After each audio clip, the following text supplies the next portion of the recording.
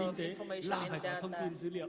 Tôi rất là mong muốn chúng ta Data phải is ra cố cái khâu này indispensable trong in thời our gian tới. economic Xin management and governance. cảm ơn các anh chị lắng nghe. So I Và xin thank you chúc for your diễn attention. đàn thành công I tốt đẹp. wish our forum a great success. Thank you. Mr. Cấn Văn Lực, you are just right within your time limit. Only 4 seconds left. So, given the socio-economic fluctuations across the globe that are impacting Vietnam landscape, your recommendations and solutions are important for the development of Vietnam. Next, I'd like to invite Madam Trần Thị Hồng Minh, Director of Central Institute for Economic Management, CM, on economic restructuring for 2021-2025. Madam, you have 15 minutes max. And after Madam Minh, we'll listen to Mr. Nguyễn Xuân Thành. Kính thưa các đồng chí lãnh đạo, đồng chủ trì tọa đàm, Leaders, lãnh đạo đại diện cho các the Presidium, ngành địa phương, representatives of ministries, agencies, localities, distinguished guests, at the outset, on behalf of the CIEM, under the MPI, I'd like to thank the National Assembly for inviting us to present our intervention at this session. Within the authorized 15 minutes, I'd like to provide a briefing on economic restructuring for 2021-2025, reinforcing internal capacity and creating drivers for sustainable growth and development. We shall look into economic tools, new contexts, and economic restructuring going forward, and we'll seek an answer to the question: what new mindset, what new internal capacity, what new drivers do we need to achieve sustainable growth? First, with regard to the outcomes of economic restructuring, in November 2021, the National Assembly adopted Resolution number 21 on restructuring for 2021-2025. This was adopted at a time when the mindset for economic development in Vietnam was witnessing profound changes. Vietnam adopted a new approach to better respond to the new context both at home and abroad. The documents that you have been, the documents that you have received has intervention of the MPI on this topic, and in my remarks, I'd like to focus on a number of key items that is closely associated to reinforcing internal capacity and creating drivers for growth, for sustainable growth. First, we can see that economic restructuring in the past few years, we witnessed digitalization, a green transition, with better utilization of science, technology, and innovation. This has been touched upon by many speakers. According to the estimation by the Ministry of Information and Communication, we can see that in 2021, the digital economy only accounted for just under 12% of Vietnam's GDP, but this has increased to 14.26% in 2022, and in the first half of 2023, 15%. So it's very impressive. In addition, we have the mindset, we have the policy framework for the development of new economy models such as sharing economy or green economy, circular economy have been very much implemented in line with Vietnam's new circumstances at present and in the future. With regard to the law on the environmental protection in 2020, after the adoption of this law in June 2022, the MPI reported to the government and the Prime Minister to adopt decision number 687 on the development of circular economy in Vietnam, outlining concrete solutions to further build upon the circular economy model and promote green growth going forward. Secondly, we have also recorded achievements in key areas, such as a system of credit institutions, state budget, and public investment. And these have contributed to macroeconomic stabilization and growth recovery. For the last 2 years, we recorded very impressive figures.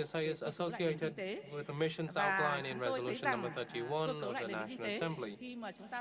And when it comes to economic restructuring, having been underway in 2013 has become a very unique and very smoothly going process in Vietnam.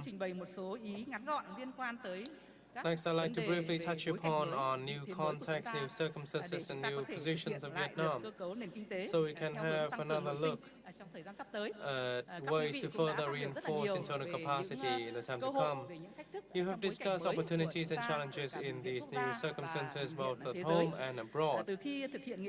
Since the implementation of Resolution number 31 to date, there have been great changes. Some have been forecasted before the adoption of the resolution, such as geopolitical tensions or tightening of monetary policies in major economies or diseases and climate changes. But there are also emerging issues, such as the Russia-Ukraine conflict, a number of incidents with regard collapses with regard to certain banks in the US and Switzerland, slow recovery of the Chinese economy, or more regulations for sustainable development in main export markets. However, we can see that there are also positive developments, and most recently, the IMF in July, very recently, increased the forecast from 2.8% to 3.3% in terms of Vietnam's growth this year. And I also believe that new factors such as digital ecosystem or innovation ecosystem have also helped brought about behavioral changes among organizations and individuals, or we also see the increasing use of AI, for instance. For instance, recently, in an article by The Economist, over 7.2% reports in astronomy research have been published using AI.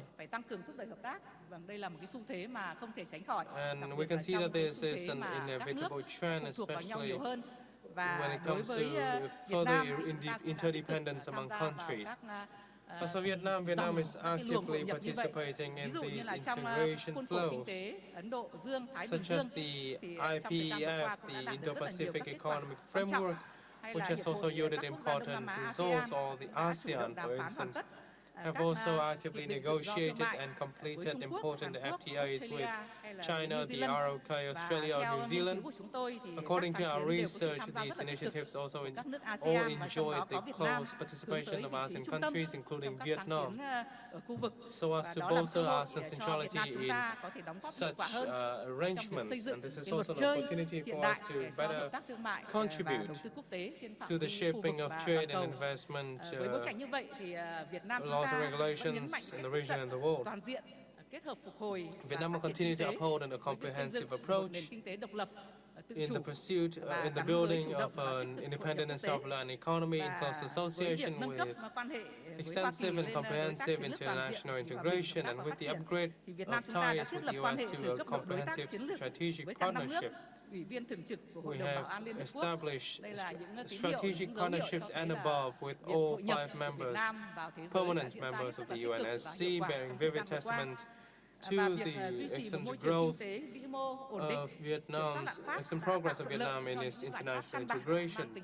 This also created fundamental and long-term solutions for Vietnam to better restructure its economy, improve its economic resilience and resistance against external shocks. Vietnam's capacity in managing exchange rates have been proven amidst complicated developments at the moment. The change in exchange rates between the Vietnam Dong and the USD from 2021 to 2023 was very minimal. For economic restructuring, this has also helped the Vietnamese economy to enjoy greater quality in terms of growth, and with excellent interaction across 3 pillars, including the state, market, and integration. The OECD officially recognized Vietnam as a socialist-oriented market economy in its Vietnam report for 2023, announced in April this year. And foreign investors also maintain their very active attention to Vietnam. Và trong 8 tháng đầu năm thì chúng ta đã including a đạt very được con số impressive là capital of 13,1 tỷ đô la Mỹ. 22.4 billion US Kính thưa các quý vị dollars. đại biểu, mặc dù đạt được những Distinguished kết quả như vậy delegates, nhưng mà chúng ta despite vẫn these nhận thấy rằng còn achievements, we có can một still số see những bất cập, that there những hạn remain chế, certain thậm chí là những bất cập complications, hạn chế mang tính cơ bản shortcomings trong that thời are gian very vừa much qua trong sự phát fundamental triển của in nền kinh tế the xã hội. past years. Ví dụ như là trong quá For trình cơ cấu lại nền instance, kinh tế thì in chúng the tôi thấy rằng restructuring of the các Vietnamese nội dung economy, we liên can quan see tới mức độ that cải thiện items về pertaining năng suất lao to động hay là vấn đề improvement liên in quan tới năng lực hấp efficiency thụ vốn of và đổi mới labor công nghệ efficiency and chưa đạt được như productivity kỳ vọng. Và đặc has biệt khả not năng chống chịu matched của nền kinh tế thì expectations, vẫn and the có nhiều hạn resilience of the chế. economy still Vấn đề phát faced huy with liên kết shortcomings. vùng và liên kết doanh nghiệp để khai thác hiệu Regional quả economic các hiệp định thương mại tự do connectivity and thì còn chưa đạt connectivity yêu among cầu businesses như have trong một số also tham luận not trước thì met các đại expectations. biểu cũng đã đề cập. Chính vì thế tôi muốn đề cập tới nội dung cuối cùng, Thus, I'd like to touch đó upon the là để last thực hiện thành công kế hoạch item. cơ cấu lại nền kinh tế theo nghị quyết To 31 của successfully Quốc hội restructure thì our chúng economy ta in cần line phải with làm gì để resolution thay number đổi 31, có tư what do duy we need mới, to do? có nội lực mới, We need cũng new như là mindset, có new những động internal lực mới. capacity, and new Trả lời câu hỏi drivers. này thì chúng tôi muốn And to answer this nêu lên một question, would số like ý to là Việt Nam chúng outline a few ta points. là một nền kinh tế khát vọng Vietnam is a very và ambitious thực sự là có economy khát vọng phát triển với những mục tiêu that is hết truly sức aspiring for growth. là cao ấy. This is Tầm reflected nhìn in là very 2030 high, rồi đến 2045 very rồi ambitious đến goals by 2050 2030, và đặc biệt là chúng 2045, ta lại ở 2050. trong một khu vực châu Á, We are also Thái Bình Dương in cực kỳ a năng very động. robust, very Như các quý dynamic vị đã Asia biết, Pacific. chính vì thế chúng tôi cho rằng việc tăng cường năng lực nội sinh Thus, we believe that nhằm thúc đẩy improving tăng trưởng kinh tế internal nhanh, có capacity chất lượng và bền vững to là một yêu expedite cầu hết sức cấp sustainable thiết. growth is Và very yêu cầu much đó thì ngày càng important, đòi hỏi and quyết liệt hơn this trong đổi demands mới tư greater duy và vigor trong quá trình in cơ cấu lại nền kinh tế. adopting a new Điểm mindset. tích cực qua Among others. nghiên cứu khảo sát thì chúng tôi thấy rằng là chúng ta đã có And những we nền can tảng see cho that đổi we mới have tư the duy. necessary Và hơn 2 năm foundations vừa in qua place như for a các new quý vị đã mindset. chứng kiến là khoảng thời gian mà Quốc hội cũng đã Over quyết the liệt đồng past hành 2 years, the tháo gỡ National không ít Assembly các rào has cản been closely về mặt thể accompanying chế, về chính sách hoạt relevant động cho các agencies to nội dung liên quan tới cải cách và điều address hành của various chính phủ. institutional and policy barriers for reform and Các quy hoạch đã được policy phê duyệt và được lồng ghép implementation by gắn the với tư government. duy là phát triển kinh tế đô thị, This is liên kết vùng incorporated in line và tư duy with xây dựng cơ chế thử nghiệm trong một số lĩnh vực, urbanization and ví piloting dụ of như là fintech mechanisms hoặc là kinh tế tuần hoàn. Mặc such dù as là cũng fintech còn or rất chậm circular như economy, ý while của anh progress Lực vừa has nêu, been somewhat và đặc slow, biệt là as đã có Mr. cơ chế Lucas đặc thù cho mentioned. từng vùng địa We phương. also have unique Và để những tư policies, duy ấy trở nên sâu arrangements sắc for hơn thì chúng tôi cho rằng different phải có những localities. đánh giá thấu đáo hơn, toàn diện And hơn we về also nỗ lực need của nền kinh tế. better, Nỗ lực more ấy thì không chỉ giới hạn overarching trong lượng tiền assessment vàng và các tài sản mà người dân, of the doanh nghiệp nắm economy. giữ, Of mà chúng course, tôi this cho is not rằng limited to ở only đây chính là thể properties chế. and assets, but Thể chế also chính to là một nguồn lực mà institutions. chúng tôi cho rằng This is thậm an chí là một important chìa khóa vàng resource để chúng ta and có thể khai perhaps thác even a tận dụng key trong thời gian sắp tới. for Bởi vì nếu chúng ta key khai thác resource được for us to nguồn lực về thể utilize chế going thì forward, chắc chắn because sẽ là if cái we nền tảng can rất quan trọng effectively make the tạo most ra một of cái bệ our đỡ để cho chúng ta institutions, có this được will lay cải the cách tiếp theo foundation và đặc for biệt là tạo ra được một khuôn further khổ pháp lý hết sức reforms thuận and lợi create để doanh nghiệp có thể hoạt động conducive hiệu quả legal và chúng frameworks ta có for thể xây dựng được một môi businesses to trường effectively kinh doanh, operate. đầu tư thuận lợi cho doanh nghiệp This is và xây dựng also, được we also một help chính Vietnam phủ to số, xã hội create số và qua đó thì a đóng góp vào good việc tăng business cường năng lực nội and sinh investment và gắn với environment phát to triển build nhanh a và bền vững của digital đất nước trong thời economy, gian sắp digital tới. government, Với and tinh thần như vậy contribute thì to tôi một sustainable lần nữa development. được xin phép được thay mặt Viện Nghiên cứu Quản In lý the Kinh tế spirit, Trung ương on behalf xin of trân the trọng cảm ơn ban tổ chức CIEM, I'd và like xin to kính chúc sức extend my khỏe thanks to các the đồng chí lãnh đạo organizing và toàn thể committee các for quý this vị đại biểu. opportunity, and I Xin trân wish you trọng all cảm good ơn tất health, cả các quý happiness, vị and đại biểu. greater success. Thank you for your attention. Cảm ơn bà Trần Thị Hồng Minh. Thank you, Madam Trần Thị Hồng Minh from CM. You have shown us the overview of economic restructuring in the last half of the period and the importance of economic restructuring in sustainable economic development.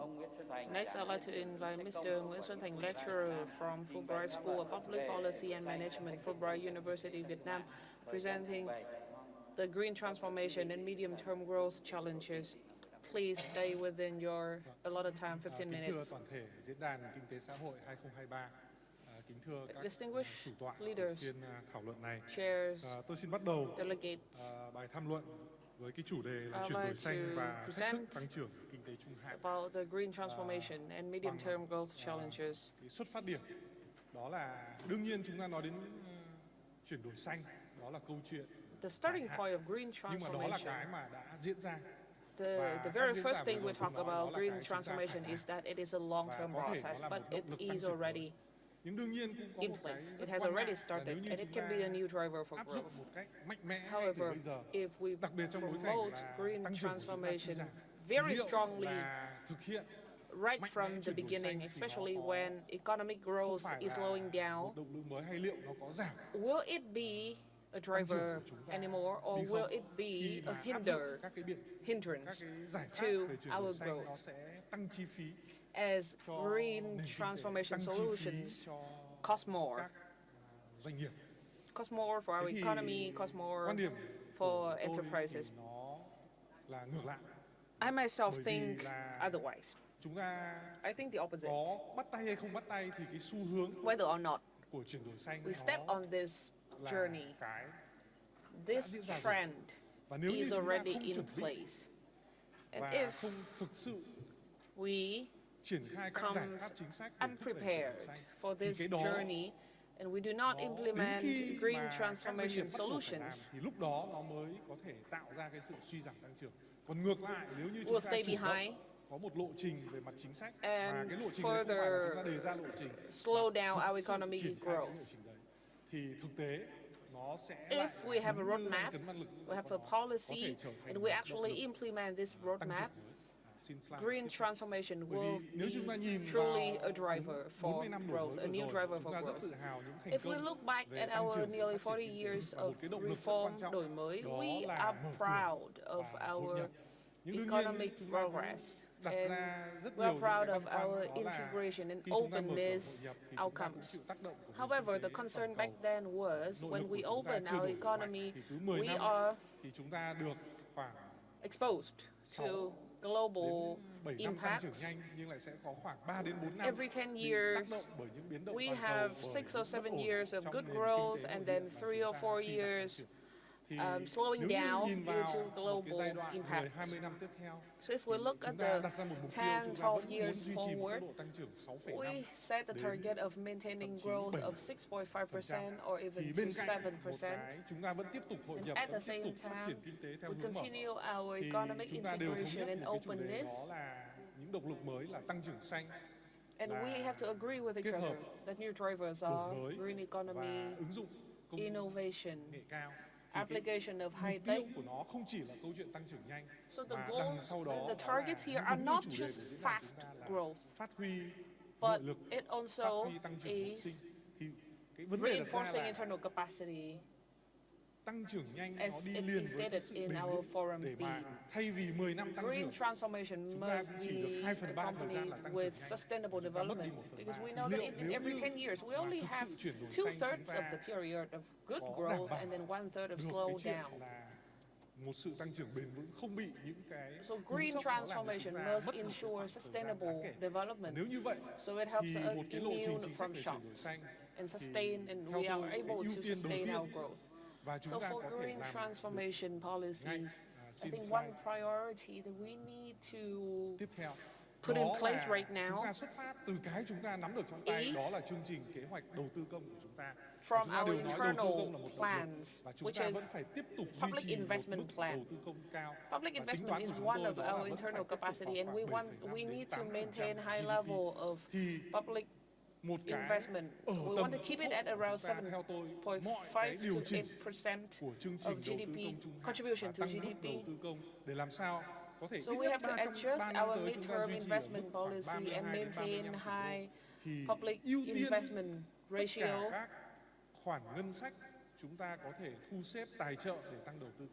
So all budget allocation that can be dedicated to public investment, we will keep it that way. But such allocations will be dedicated to green transformation and sustainable transformation.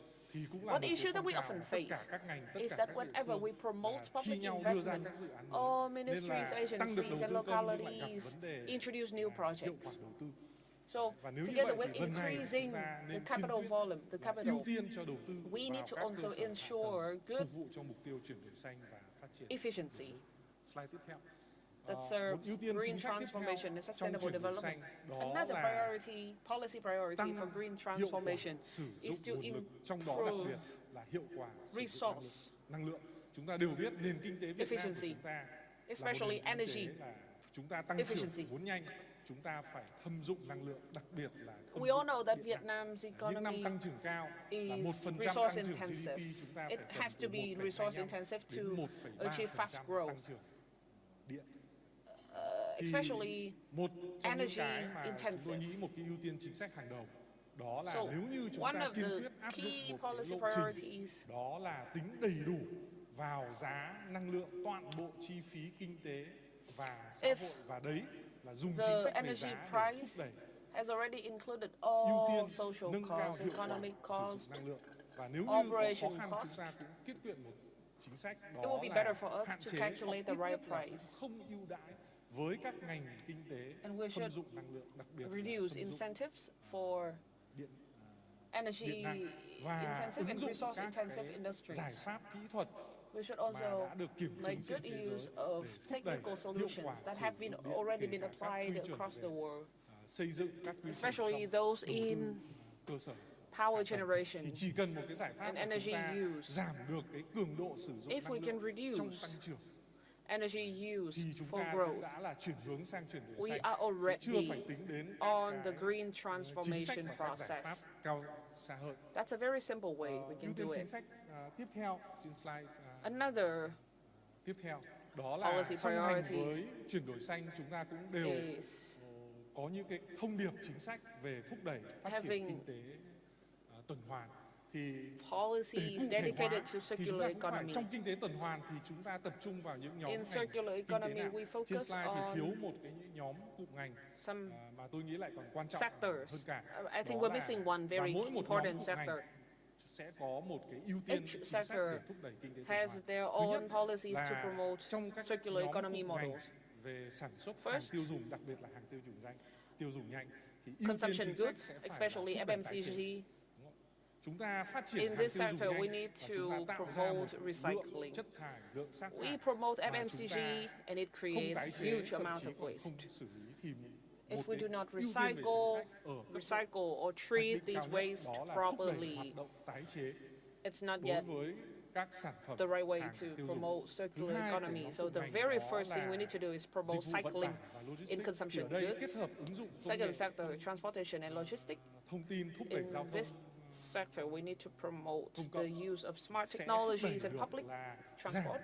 sử dụng năng lượng, giảm Such cường độ way sử dụng năng lượng will của các reduce hoạt động dịch vụ vận tải energy và consumption dịch vụ for transport services and logistics. logistics Cái cụm ngành services. tiếp theo đó The là third xử lý sector, chất thải. Chúng ta waste nói nhiều đến treatment. một cái chi We phí have đầu talked tư a khổng lot lồ about cho hoạt the động huge investment đầu tư vào các nhà máy và các directed hoạt động for xử lý chất thải. treatment Thì một plants, cái waste thông điệp treatment chính sách plants mà chúng ta and cần phải đưa ra thực services. thi đó là So không chỉ one có policy chuyện đầu we tư, need to không chỉ có promote chuyện là is đảm bảo tính khả thi tài chính cho hoạt động xử lý chất thải. Thực ra besides xu hướng chuyển đổi xanh và kinh tế dedicating tuần hoàn policies đó là and chuyển từ financing xử lý for chất waste thải sang treatment, biến chất we thải also have thành to nguồn tạo năng lượng. repurpose Thứ waste. tư trong vấn đề So not thúc just đẩy waste kinh tế treatment, tuần hoàn đó là but kinh tế using nước. waste Thì ở đây for đúng như to produce, to generate chúng energy. ta Final cũng đã rất sector, nhiều thách thức water trong việc economy. là lãng phí sử We dụng have faced a lot of challenges in nguồn nước và dẫn tới of những cái tác wasting động rất là thách water, thức về mặt môi trường. Chúng ta nói nhiều đến causing tác động của biến đổi khí hậu, nhưng ngay cả việc severe environmental là impacts. We have talked about climate tác động còn đến change. nhanh hơn cả biến đổi khí hậu đối với chúng ta However, là việc khai thác lãng phí tài nguyên nước One của thing chúng that ta. Thì trọng tâm is chính sách ở causing đây much more theo drastic tôi đó impacts là on định giá climate đủ change đối với is tài the nguyên. lack of proper Dùng policy chính sách for giá. water Anh khai resources. thác tài nguyên nước thì So anh phải trả we không chỉ think là giá tài that we chính need mà giá phản a ánh toàn bộ chi more phí efficient kinh tế pricing mechanism xã hội for trong một cái water khung khoản use. quản lý mà theo kinh nghiệm quốc tế đã nói đó là quản lý tài nguyên nước một cách We have to hợp look nhất. for Ưu international tiên chính sách tiếp practices theo thì in đương nhiên đó water là đầu tư vào năng resource lượng tái tạo. management. Chúng ta nói nhiều đến các And chương finally, trình và sự we hợp need tác to quốc make tế investment để in thu hút nguồn renewable lực energy. quốc We tế have talked như a là lot about programs and international JETP, rồi phát cooperation triển thị trường in tài chính trong attracting nước, thị trường international trái phiếu xanh resources for để đầu tư năng renewable lượng tái energy. For example, Nhưng we mà talk about nếu như mà JETP, nhìn vào Just Energy như chị Transition Minh có nói, Partnership, một trong cái chương trình mà tái green cơ cấu kinh tế financing, của chúng ta thì chúng ta cũng lấy các cơ hội green của đầu credit, tư năng among lượng, others. cơ hội And của as tái Ms. cơ cấu Ming kinh from tế để CM thúc đẩy has đầu said, tư vào năng lượng. we have a chance of Chúng ta sẽ restructuring không thể our có được economy năng to lượng tái make tạo nếu collect như chúng more ta không investment có một for hệ thống truyền renewables. tải điện But we vững cannot mạnh theo hướng promote truyền tải điện renewables thông minh, dùng các giải if we pháp do not have a hệ thống truyền strong transmission thông lines, minh để có thể phản ứng linh and hoạt smart với những biến transmission động của system. cung.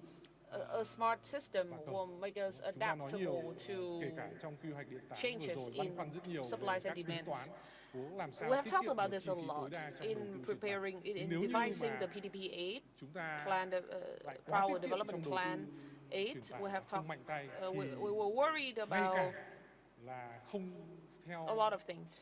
chưa tính đến năng lượng tái tạo mà chỉ tính đến các nguồn năng lượng truyền thống. The fact is that if we do not invest in transmission lines, not only renewables, but we will also struggle right at the ưu tiên hàng đầu cho tôi trong đầu transmission tư năng lượng tái tạo đó là traditional chúng ta phải dành một khoản đầu tư ngân types sách of rất power lớn và to mở ra different cơ chế locations để thu hút across vốn the đầu tư tư country. nhân cho So I hệ think thống we need new mechanisms to tiếp attract theo private đó là capital khung pháp lý for vững chắc hơn renewable, trong đấu thầu for power để thu hút transmission các dự án system. đầu tư mới vào năng lượng And tái tạo. also we need Và đương nhiên là chúng ta attract có more những thông điệp chính sách financing nhưng cần for phải quyết tâm chính trị renewable cao hơn. projects. Đương nhiên bao giờ tăng giá điện And cũng có một cái phản other than besides tiêu cực policies, từ we phía need a xã hội, nhưng bigger mà không thể political nào commitment. chuyển đổi xanh, Of không thể nào course, phát triển năng lượng tái tạo mà chúng ta the không public will có have một cái their quyết tâm say, chính trị để thực thi đúng but in lộ order trình to tăng go giá on the điện right track for ở mức độ hấp dẫn green để thu hút transformation, we need cho đầu tư. a Cuối strong cùng, political chúng ta đã commitment có to nỗ lực rất increase lớn trong thời gian power vừa qua để phát triển pricing. năng lượng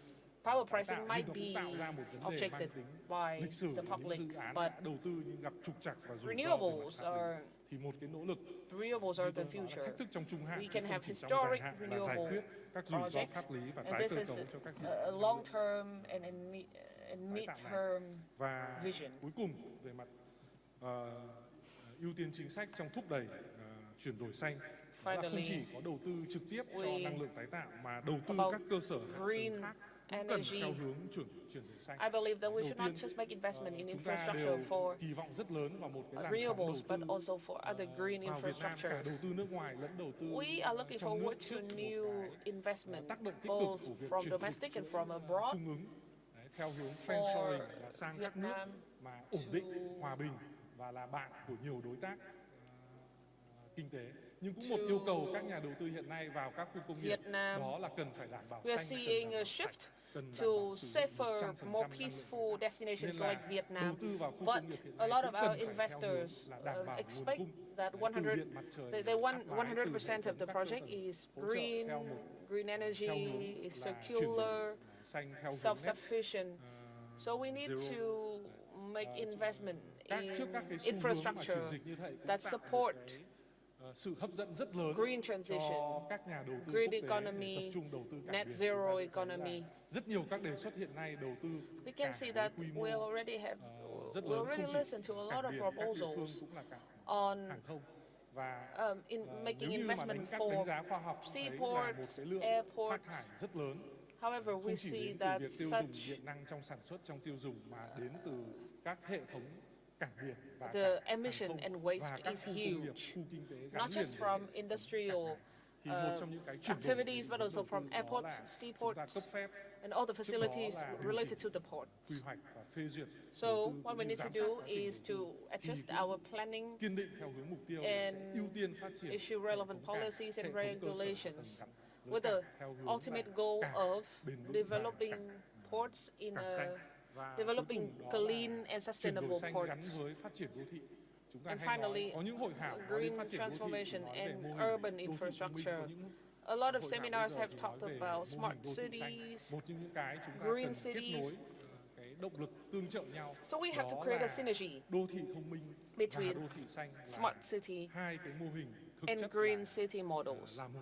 The two Chúng ta áp models dụng can be các giải one. pháp về giao thông đô thị, về We quản lý apply đô thị, về traffic triển khai management các dự án hạ tầng solutions, trong đô thị, urban quản lý dân cư. management Chúng ta solutions, theo hướng and đô thị thông minh cũng chính residential là management chuyển đổi xanh, cũng chính là systems giảm phát thải, cũng chính là thúc đẩy in a kinh tế green tuần and hoàn. low emission way, Xu hướng hiện nay cũng circular đương nhiên way. là sẽ nhiều, không chỉ là những đô thị lớn hiện nay và ngày càng nhiều đô thị của Việt The Nam cũng trends sẽ are được cấp các cơ chế expanding. phát triển đặc thù để tạo một quyền chủ Cities in động và linh Vietnam hoạt are given cho special cho các chính quyền địa phương. Thì theo tôi Quốc hội cũng mandate nên mạnh tay for their thực own thi các cơ chế development. đặc thù. So I Nhưng think theo the tôi National là Assembly can xu hướng sandbox, để promote theo hướng là khuyến khích các chính quyền địa phương là dùng cái quyền tự quyết của mình dedicated mechanisms, but I also think that special mechanisms like sandboxes for municipal governments to adopt green and sustainable development is also a good way, a good reference. Thank you for listening. Thank you, Mr. Nguyễn Xuân Thành. Green transformation is an inevitable trend across all economies and Vietnam. We are no exception. It requires large-scale economic restructuring across all sectors, a consensus of mindset and actions between all stakeholders, including businesses and the public. Experts have talked about the multiple challenges, but also opportunities introduced by these new economic models. They are the new drivers for growth and sustainable development in the future. Distinguished guests, we have listened to the three presentations by the three economic experts, listened to briefing about the socio-economic landscape, policy solutions, issues to address. We are enlightened by the multifaceted assessment, and we welcome your recommendations. We're also glad that our forum welcomes the participation of representatives of ministries, businesses, sectors, and National Assembly and government agencies who are in charge of policy promulgation and implementation. We welcome all inputs and comments, but due to limited time we have, we would like to invite 4 interventions. First, Mr. Alexander Bummer, Chief Corporation and Chief International Corporation of OECD. He will deliver a video message.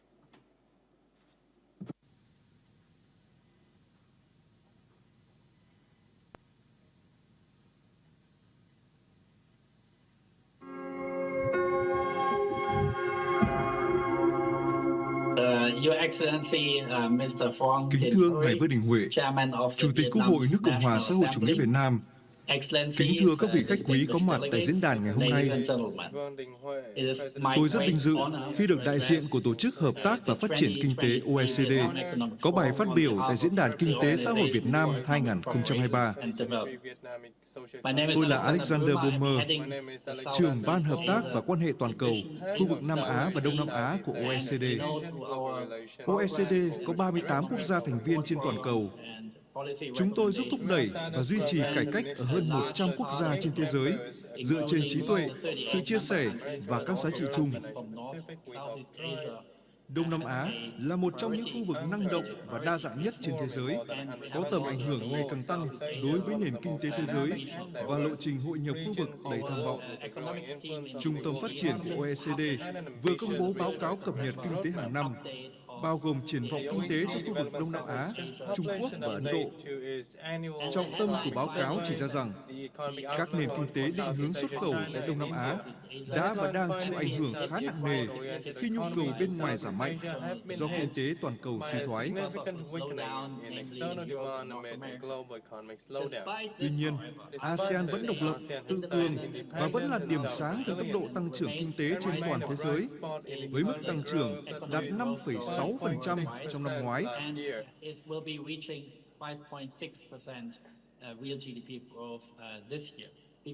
Chúng tôi dự báo mức tăng trưởng chung của khu vực ASEAN sẽ đạt 4,2% vào năm nay,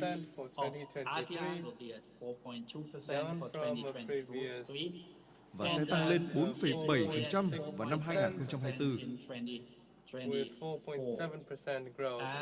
Khi thị trường bên ngoài có nhiều bất lợi, tăng trưởng của Việt Nam dự kiến sẽ tiếp tục gặp khó khăn trong năm nay. Do đó, OECD đã hạ dự báo tăng trưởng GDP thực tế của Việt Nam xuống 4,9% vào năm nay, nhưng dự kiến sẽ tăng lên 5,9% vào năm 2024. In 2024, Tuy nhiên, một điểm đáng lưu ý là sự phục hồi bền vững trong lĩnh vực sản xuất sẽ vẫn là động lực chính thúc đẩy kinh tế. Đồng Đồng thời, những khó khăn trong ngành xuất khẩu được dự báo sẽ giảm bớt vào cuối năm nay và cả năm 2024 khi kinh tế Mỹ và EU đang cho thấy những dấu hiệu phục hồi. Trong bối cảnh lạm phát hạ nhiệt, các chính sách của chính phủ Việt Nam trong nỗ lực tăng tiêu dùng nội địa cũng sẽ góp phần duy trì tăng trưởng trong những tháng tới.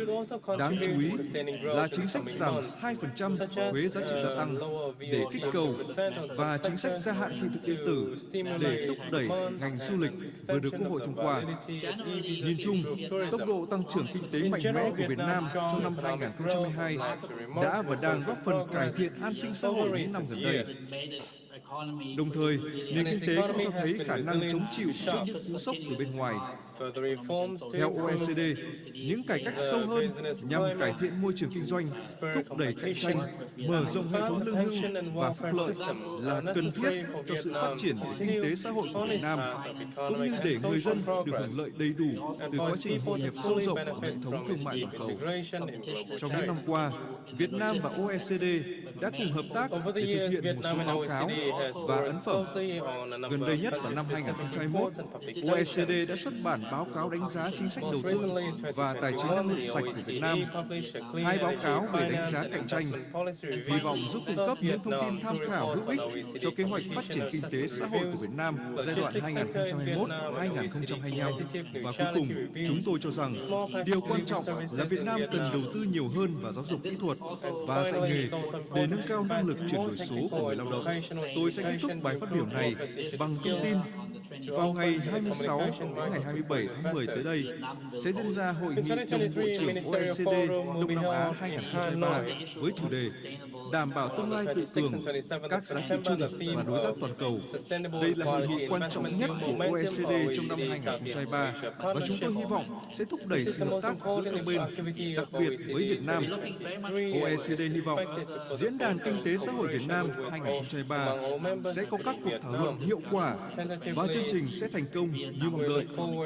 Xin chân thành cảm ơn quý vị.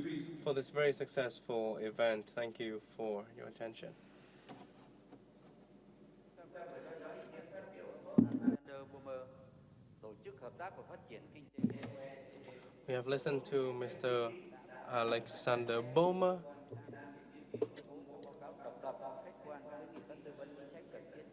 To make and in expectation that the OECD will make necessary recommendations to Vietnam in its efforts, and now we look forward to inputs from the floor for past policies and upcoming opportunities and challenges against production and trade activities of businesses. We also wish to hear from efforts to overcome challenges by businesses amidst such trends as digital transformation or among others. Now I wish to hear from Mr. Nguyễn Anh Đức, Chairman of the Retailer Association of Vietnam. You will have at max 7 minutes for your remarks. Kính thưa quý lãnh đạo Đảng, Nhà nước, Quốc hội, Chính phủ, quý vị chủ trì hội nghị. Leaders of the party, the state chairs of the session. I think the organizing committee for allowing the Vietnam Retailers Association and Saigon Co. to speak on behalf of the very much impacted sector. My speech has three key parts. First, I'd like to give an overview of the retail sector after COVID-19 pandemic in 2019. First thing we can see in this sector is retailer and service sector growth now is recovering and reached the same level as pre-pandemic time. Such recovery is a sign of the recovery of modern commerce. It's now contributions of modern commerce to the overall commerce sector in the pandemic time was 18%, much lower than pre-pandemic time, 24%, but now it's 24% back. The second thing is we're seeing slowing signs of internal retail enterprises' contribution to the total sector, only 40% compared with 60% of foreign enterprises. And this is highly impactful on Vietnam's enterprises distribution. Third, we see that in the time to come, the impacts of international markets and socio-economic political developments in the world on Vietnam economy in general and the retail sector in particular are very much hard to predict. It's hard to predict its impacts on the consumers, the modern commerce, traditional commerce. However, it is also encouraging for the retailers in Vietnam to see that the party, the state, the National Assembly, the government policies have been unprecedentedly drastic and timely. This strengthens our trust and confidence in the policies. In Q2 and 3 of 2023, when a series of policies have been promulgated, for example, VAT reduction and deferred tax collection, that helped to resolve the difficulties for enterprises. Such policies have created welcoming recovery progress. Retailers are also making efforts to restructure their operations in line with the current trend in 4 ways. First, they are restructuring their operations to ensure input material structure is in line with the global trends. Both global and Vietnam input material flows are changing, so Vietnam enterprises are also changing. Second way, enterprises are changing to respond to customers' needs. Customers are getting smarter, more efficiency-wise, so retailers are restructuring towards this way. Third restructuring is to fully harness the new economic models, green, sustainable, circular models. For example, cashless, plastic-less economic model. And the fourth restructuring is a very special one, is to restructure to meet the to stay updated with the digitalization and innovation trends. May I say that enterprises have innovated their ways and digitalized their ways in some parts, but they are also prone to risk. They're also facing challenges. For example, they need to promptly adjusting to use computing in their operations, for example. So after the COVID-19 pandemic, enterprises are slowing down and getting more cautious with the digitalization and innovation trends. We can see that through 3 features. First, Vietnam e-commerce has seen one of the most impressive growth worldwide. Contribution of e-commerce to the total commerce sector in Vietnam, commerce and service sector is fairly large. So the retail sector is likely to meet the 2025 target of having 25% contribution from e-commerce. Second, we have enjoyed professional e-commerce operations by the retailers, and at the same time, traditional enterprises have successfully combined online and offline operations and business models. 8% has been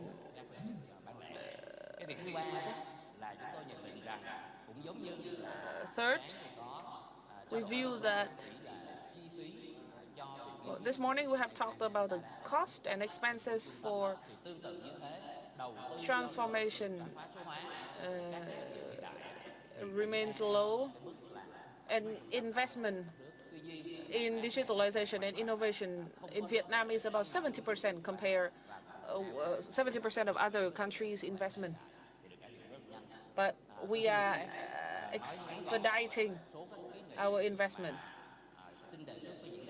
So we'll like to present some brief recommendations. Please be brief in 1 minute, sir.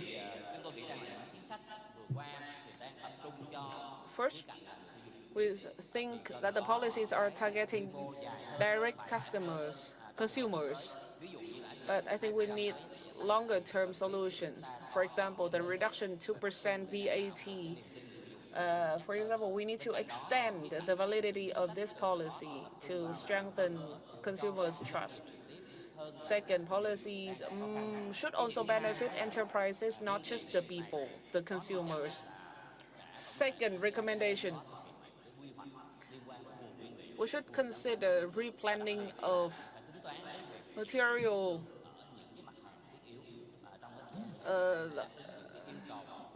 production regions and material imports. Third, for digitalization and innovation, we also need to define limits, boundaries. What we need to do for digitalization, what we need to do about innovation in order to ensure consistent implementation and avoid getting off the track. Thank you. Thank you, Mr. Nguyễn Anh Đức, for sharing meaningful information and insights about Vietnam retailers. Saigon Co-op is one of the emblematic cooperatives in Vietnam. Vietnam's digital application in e-commerce and digital economy is progressing fast, and it is a good driver for economic development. Next, I'd like to invite from an FDI enterprise, Heineken Vietnam, who has been present in Vietnam since 1991. I'd like to invite Mr. Alexander Quốc, Managing Director of Heineken Vietnam. Please keep your speech within 7 minutes. Your Excellencies, distinguished guests, it's an honor for me to share with you the sustainability ambition of Heineken Vietnam and our mission to brew a better Vietnam. And as Ms. Min and Mr. Xuan Tan have just mentioned, green economy transformation has become a national goal. And I believe this provides a fantastic opportunities to push the Vietnamese economy forward. Heineken Vietnam was established in 1991, operates in a joint venture with Satra, and we are proud to now be the biggest brewery in Vietnam, contributing 1% of Vietnamese GDP.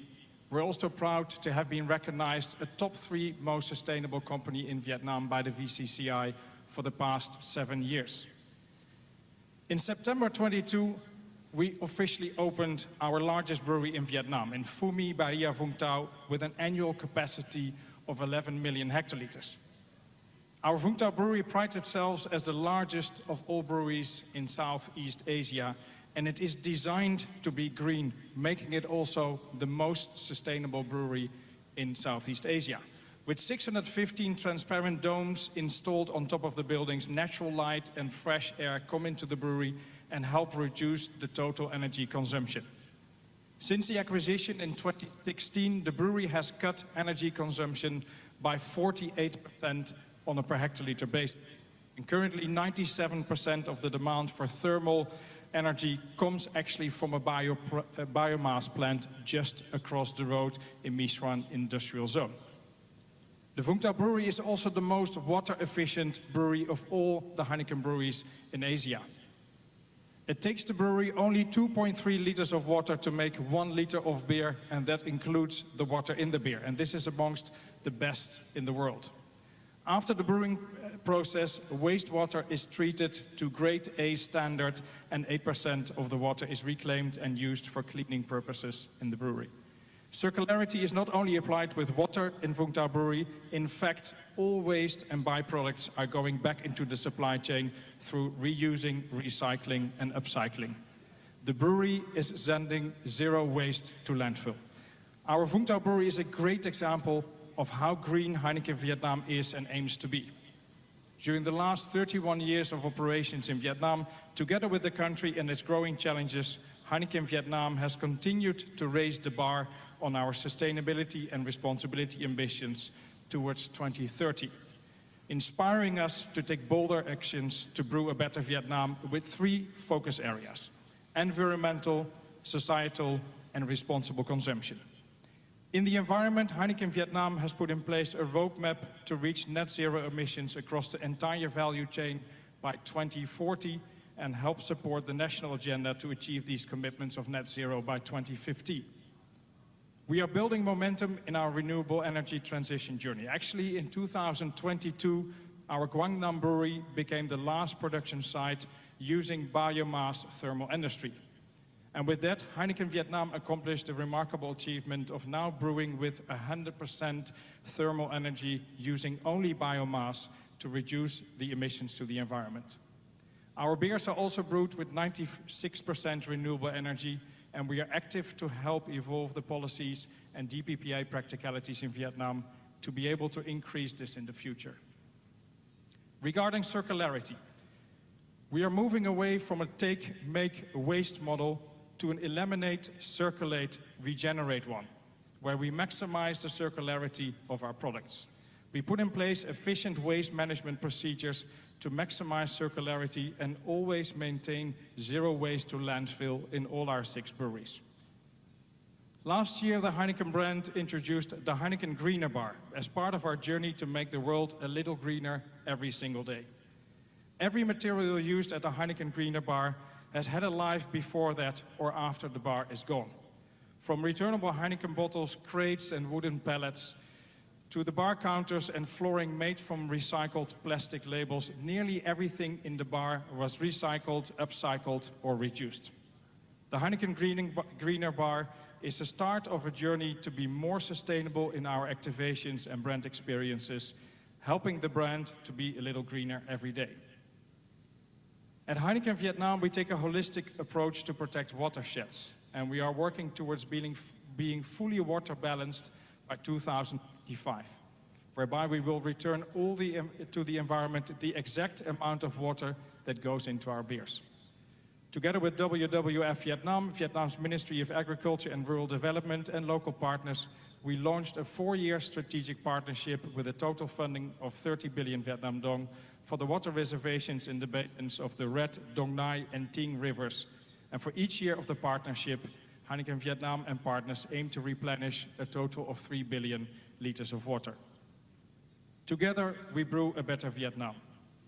I would like to express our sincere thanks and appreciation to the government of Vietnam, the National Assembly of Vietnam, and all the stakeholders for your endless support on our operations and our ambitions for a better Vietnam. Thank you very much. Xin cảm ơn.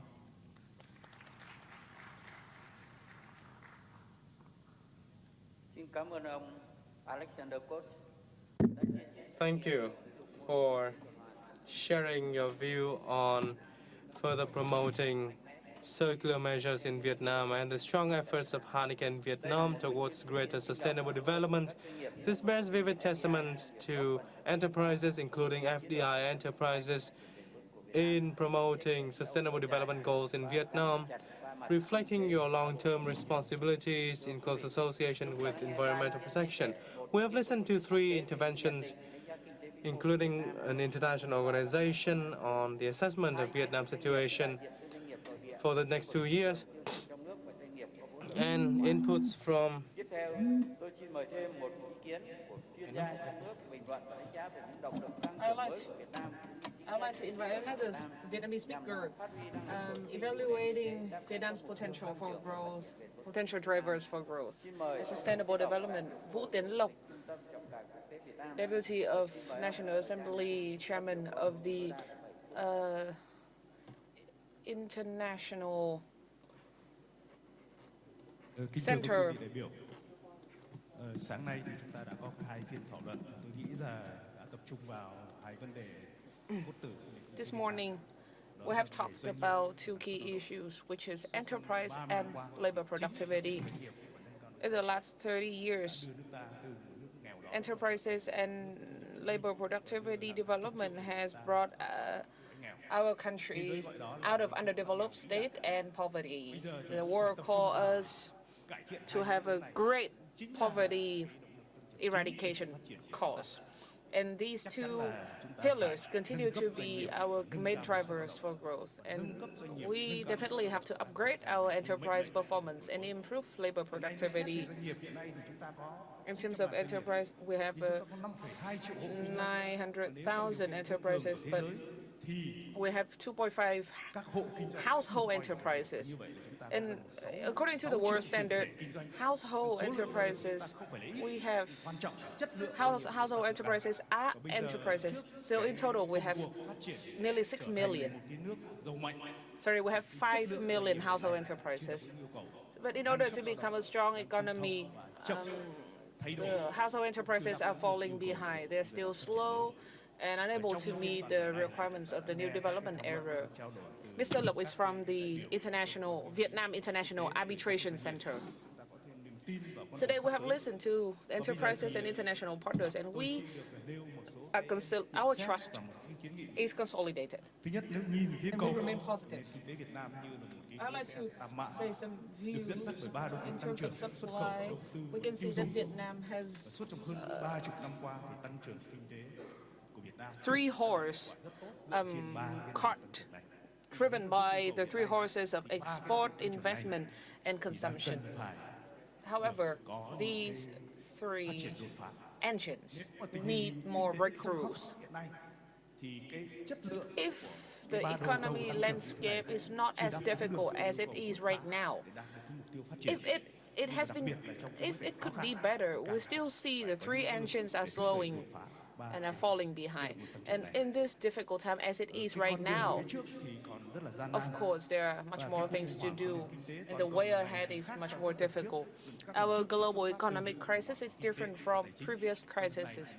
Other crises started from economic and financial downturns.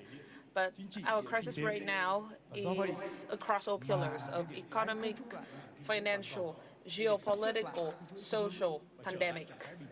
So the restructuring of supply chains and recovering of economies must be different. Our economy recovery is not just in the V-letter pattern or U-letter pattern, but it should be a U-letter with a very, very long bottom. So that's why they say that we are in a decade of losses. Of course, Vietnamese economy was heavily impacted, but we still see opportunities in supply chain transition. I often say that globally, the world is developing new markets, and we have the opportunities of having some stalls for ourselves. We're having advantages in geopolitical position, foreign policy, Vietnam's policy to be friends and partners of all countries in the world.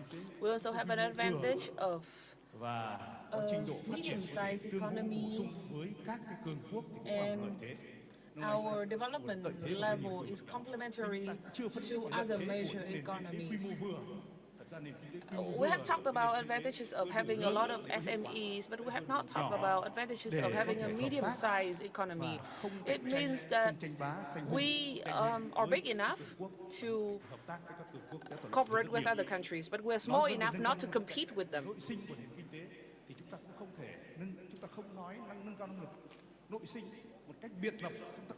And when we talk about reinforcing internal capacity, we cannot do this in a silo manner.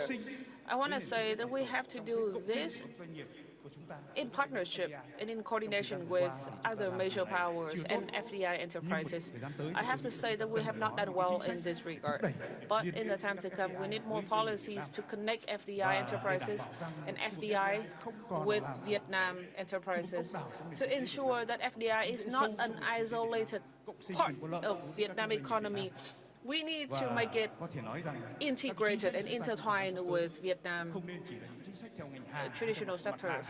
I would have to say that Vietnam economy is not only sector-based and industry-based, but we need to build a comprehensive ecosystem that engage all domestic, foreign enterprises, big and small, and SMEs. One more thing I think we need to do is to increase public-private partnership. PPP is not just needed for infrastructure development, it is also needed for industry development. The history of America industry and the way they became the leading semiconductor industry in the world is a result of the PPP between Department of Defense of US and the private sector. And their experience in developing their semiconductor sector is relevant for us to develop PPP in our fundamental and core industries. And I think we need to continue our institutional reform and improvement, especially on PPP. And we should consider making proposals to the National Assembly, for example, enhancing PPP in infrastructure and industry sectors. About labor productivity, I agree with the suggestion that we need a national program for labor productivity improvement. Japan already has a program like this, and they stand ready to work with Vietnam in developing one for Vietnam. In terms of digital transformation, green transformation, and energy transition, I have to say the projects in these areas have great potential, and investors are very willing to make investment. But it's not just about whether public or foreign investment. It's about opening our way to access quality investment from abroad. All investment trends right now are associated with these transformation and transitions. So we can kill a lot of birds with one stone when we encourage investment in these fields. For our private sector, to promote the development and expansion of private sector, we need to continue institutional reform and improvement. I call for more attention to this field. For example, real estate projects in Hanoi and Ho Chi Minh City are facing a lot of legal obstacles. It is to tell that legal obstacles remain a burden for Vietnam's economy. And finally, may I say that the world is facing unprecedented and unpredictable changes. Our economy is like a ship, unnavigated ship on the ocean. So the steering wheel of enterprises is in their ability, their resilience. On the diplomatic front, countries have the bamboo diplomacy, and on the economic field, enterprises must have the ability to dance along with all music that are played. Thank you. Thank you for the dedicated and meaningful sharing by Mr. Lộc about developing economy using external and internal resources, PPP, and international institutional reform and improvement plan. So within a very short amount of time, we have listened to 3 presentations and 4 interventions with insights I hope that in the next part of our forum, we will continue to listen to such meaningful sharings. Now we'll have a 15-minute break. Thank you.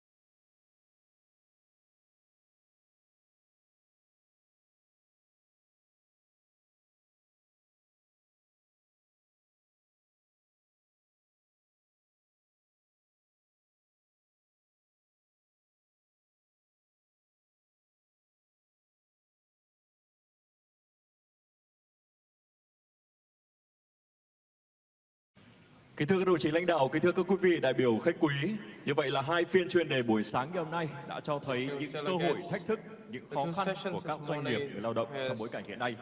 Để có cái nhìn bao quát và toàn diện về nền kinh tế thời gian qua, trước khi chúng ta bước vào phiên tọa đàm cao cấp, xin mời tất cả quý vị đại biểu cùng hướng lên màn hình để xem một video clip ngắn về tổng quan bức tranh kinh tế xã hội Việt Nam nửa nhiệm kỳ do Truyền hình Quốc hội Việt Nam thực hiện. Xin trân trọng kính mời. Situation with regard to Vietnam's economy halfway through the year.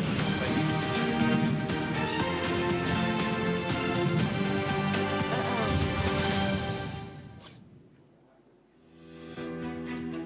Từ sau Đại hội 13 của Đảng đến nay, những thách thức chưa có tiền lệ vượt qua mọi dự đoán. Đại dịch Covid-19 gây ra những hậu quả nặng nề. Cạnh tranh gay gắt giữa các nước lớn. Xung đột Nga-Ukraine leo thang phức tạp. Đứt gãy chuỗi cung ứng toàn cầu. Kinh tế thế giới đinh đốn suy giảm. Đối mặt với nhiều thách thức khó lường, nền kinh tế Việt Nam đã kiên cường vượt qua nửa nhiệm kỳ sóng gió, thực hiện thành công mục tiêu kép vừa chống dịch Covid-19, vừa phục hồi phát triển kinh tế xã hội. Tuy nhiên, còn rất nhiều thách thức cho nửa cuối nhiệm kỳ và giai đoạn tiếp theo.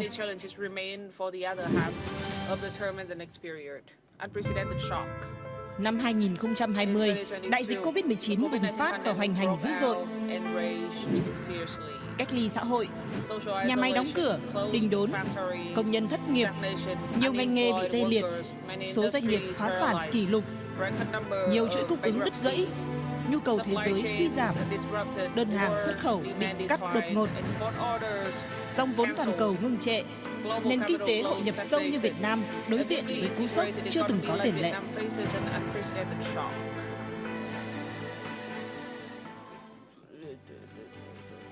Ngày 1 tháng 6 năm 2021, Bộ Chính trị ban hành kết luận số 07 về một số nhiệm vụ trọng tâm phòng chống dịch Covid-19 và phát triển kinh tế xã hội. Ngay sau đó, Quốc hội đã cụ thể hóa chỉ đạo của Đảng bằng các sáng kiến lập pháp chưa có tiền lệ. Ngày 28 tháng 7 năm 2021, Quốc hội khóa 15 đã ban hành nghị quyết số 30, quyết định và tổ chức thực hiện các biện pháp chưa được luật quy định hoặc khác với quy định trong các luật hiện hành để đáp ứng yêu cầu cấp bách trong công tác phòng chống dịch Covid-19. Một tuần sau đó, với sự mở đường từ nghị quyết số 30 của Quốc hội, Chính phủ đã ban hành nghị quyết số 86 về các giải pháp cấp bách phòng chống dịch bệnh Covid-19. Sau đó là nhiều chính sách cụ thể, phân cấp, phân quyền cho các bộ ngành và địa phương nhằm kịp thời chống dịch. Ngày 11 tháng 1 năm 2022, tại kỳ họp bất thường lần thứ nhất, Quốc hội ban hành nghị quyết số 43 về chính sách tài khóa tiền tệ, hỗ trợ chương trình phục hồi và phát triển kinh tế, có quy mô gần 350.000 tỷ đồng. Đáng chú ý là giảm 2% thuế giá trị gia tăng, miễn giảm phí, lệ phí, gia hạn nộp thuế thu nhập doanh nghiệp, thu nhập cá nhân và tiền thuê đất năm 2022. 2 tuần sau khi nghị quyết 43 của Quốc hội được ban hành, chỉ 2 ngày trước Tết Nguyên đán, Chính phủ khẩn trương ban hành nghị quyết số 11 về các chính sách tài khóa tiền tệ, hỗ trợ chương trình phục hồi và phát triển kinh tế. Giảm thuế đó thì cái giá thành sản phẩm đến người tiêu dùng được hạ xuống, thì cái khả năng mua và sử dụng của người tiêu dùng tăng lên, thì cái nhu cầu tăng lên, sản lượng sản xuất được ổn định. Thì đấy là cái ảnh hưởng trực tiếp do cơ chế giảm thuế này mang lại. Trong cái khoản như vậy đó, thì tôi nhận thấy là Quốc hội với vai trò là cơ quan lập pháp đã luôn luôn cùng đồng hành rất kịp thời, hiệu quả với Chính phủ để có ban hành những cái nghị quyết, những nghị định và những cái giải pháp để tháo gỡ khó khăn cho nền kinh tế và thúc đẩy nền kinh tế phát triển. Ngay sau khi kiểm soát được dịch bệnh, tháng 3 năm 2022, Việt Nam chính thức mở cửa lại du lịch trong điều kiện bình thường mới để nhanh chóng tạo tiền đề cho phục hồi và phát triển kinh tế xã hội.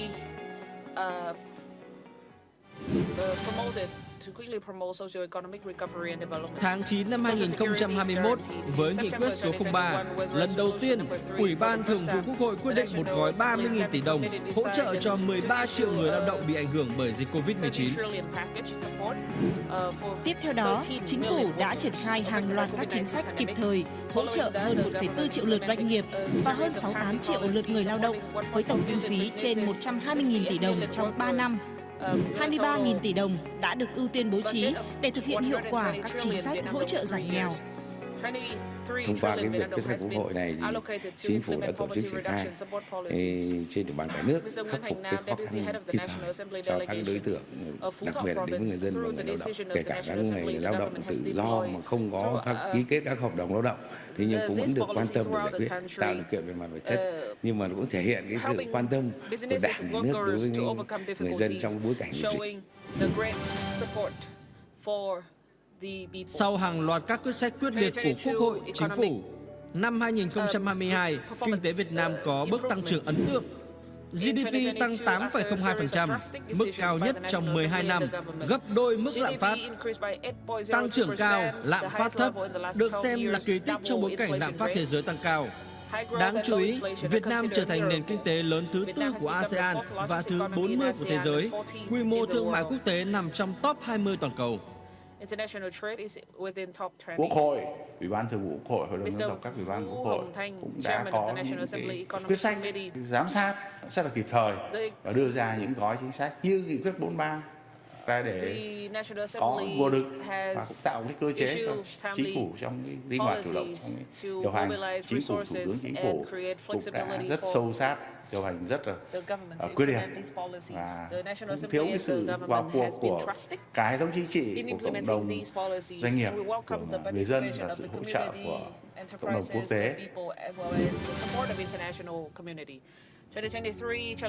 Sau các tín hiệu khởi sắc từ năm 2022, năm 2023 đã ghi nhận một số bước tiến. Nhiều siêu dự án hạ tầng giao thông được khởi công như 12 dự án thành phần đường cao tốc Bắc Nam, cảng hàng không quốc tế Long Thành, đường vành đai 3 thành phố Hồ Chí Minh, đường vành đai 4 vùng thủ đô Hà Nội, khẳng định quyết tâm của Quốc hội, Chính phủ thúc đẩy đầu tư công để phục hồi và phát triển kinh tế. Quốc hội vừa thông qua nghị quyết 98 về cơ chế đặc thù cho thành phố Hồ Chí Minh, hứa hẹn tạo đà bứt phá cho đầu tàu kinh tế phía Nam. Các hoạt động đối ngoại cấp cao của các nhà lãnh đạo Đảng, Nhà nước và Quốc hội diễn ra sôi động cả ở cấp độ song phương và đa phương. Mới đây nhất, Việt Nam vừa nâng cấp quan hệ với Hoa Kỳ lên đối tác chiến lược toàn diện. Tuy nhiên, nền kinh tế tiếp tục đối diện với nhiều thách thức. Tổng cầu của kinh tế thế giới vẫn suy yếu với khả năng phục hồi mong manh, lạm phát, lãi suất cao, tiềm ẩn nhiều rủi ro trên thị trường tài chính, tiền tệ, năng lượng, lương thực thế giới. Thuế tối thiểu toàn cầu tạo ra những khó khăn mới trong cạnh tranh thu hút vốn ngoại. Thuế carbon của EU dựng thêm rào cản mới cho một số ngành hàng xuất khẩu. Biến đổi khí hậu vẫn khó lường. Những yếu tố ngoại sinh này tác động lớn đến xuất khẩu, đầu tư và du lịch của Việt Nam. 8 tháng đầu năm, xuất khẩu giảm 10% so với cùng kỳ năm trước, nhập khẩu giảm 16,2%. Tác động lớn nhất đến từ cái việc là sụt giảm hoạt động xuất nhập khẩu và nền kinh tế của Việt Nam là nền kinh tế rất là mở. Kinh tế thế giới cũng đang có những cái khó khăn rất là lớn. Ở châu Âu còn có thể là ở hướng suy thoái, thì cái đấy ảnh hưởng đến cái hoạt động xuất nhập khẩu của Việt Nam. Trước nhu cầu thế giới và trong nước suy giảm, doanh nghiệp vẫn chật vật với bài toán sống còn. 8 tháng, 124,7 nghìn doanh nghiệp rút lui khỏi thị trường, bằng 15,6% so với cùng kỳ năm trước. 8 tháng, tín dụng mới chỉ tăng 5,3%, chỉ hơn 1/3 kế hoạch của cả năm. Doanh nghiệp không thể vay được vốn hoặc không còn đủ sức khỏe để hấp thụ vốn. Chúng tôi đang phải đối mặt với cái việc là lượng hàng giảm sút, đặc biệt là cái việc đặt các đơn hàng xuất khẩu của các nhà nhập khẩu lớn của chúng tôi cũng đang chưa có dấu hiệu phục hồi, dẫn đến cái nhu cầu về vốn của chính của công ty may 10 chúng tôi cũng đang giảm so với cùng kỳ của năm 2022. Những thách thức nội tại của nền kinh tế lâu nay đang dần bộc lộ rõ hơn trong bối cảnh khó khăn. Tiến độ tái cơ cấu nền kinh tế, xử lý các ngân hàng yếu kém, cải thiện năng suất lao động vẫn rất chậm. Đầu tư công vẫn còn xa mục tiêu. 8 tháng đầu năm, giải ngân vốn đầu tư công mới đạt gần 42% kế hoạch. Đầu tư của khối tư nhân chỉ tăng trưởng 2,4% trong 6 tháng, rất thấp so với mức tăng bình quân từ 8 đến 10%. Thị trường trái phiếu doanh nghiệp và bất động sản vẫn trầm lắng. Sau rất nhiều kiến nghị cần thiết từ doanh nghiệp, thì thể chế cho các mô hình kinh doanh mới như chuyển đổi số, chuyển đổi xanh, chuyển dịch năng lượng vẫn chưa được ban hành. Sự trì trệ, né tránh trách nhiệm của một bộ phận cơ quan công quyền tiếp tục gây suy giảm niềm tin của người dân và doanh nghiệp. 8 tháng đầu năm nay, dù bắt đầu có một số tín hiệu tích cực, nhưng nền kinh tế còn đối mặt với nhiều thách thức khó lường. Do đó, cần nhiều hơn nữa các chỉ đạo quyết liệt của Đảng, các quyết sách đúng và trúng của Quốc hội, Chính phủ, cùng các nỗ lực mạnh mẽ của cộng đồng doanh nghiệp và người dân, để cùng kiến tạo các động lực mới cho tăng trưởng và phát triển bền vững cho nền kinh tế Việt Nam trong nửa sau của nhiệm kỳ và giai đoạn tiếp theo. Jointly create new drivers for growth and sustainable development of Vietnam economy in the second half of the term and the next period.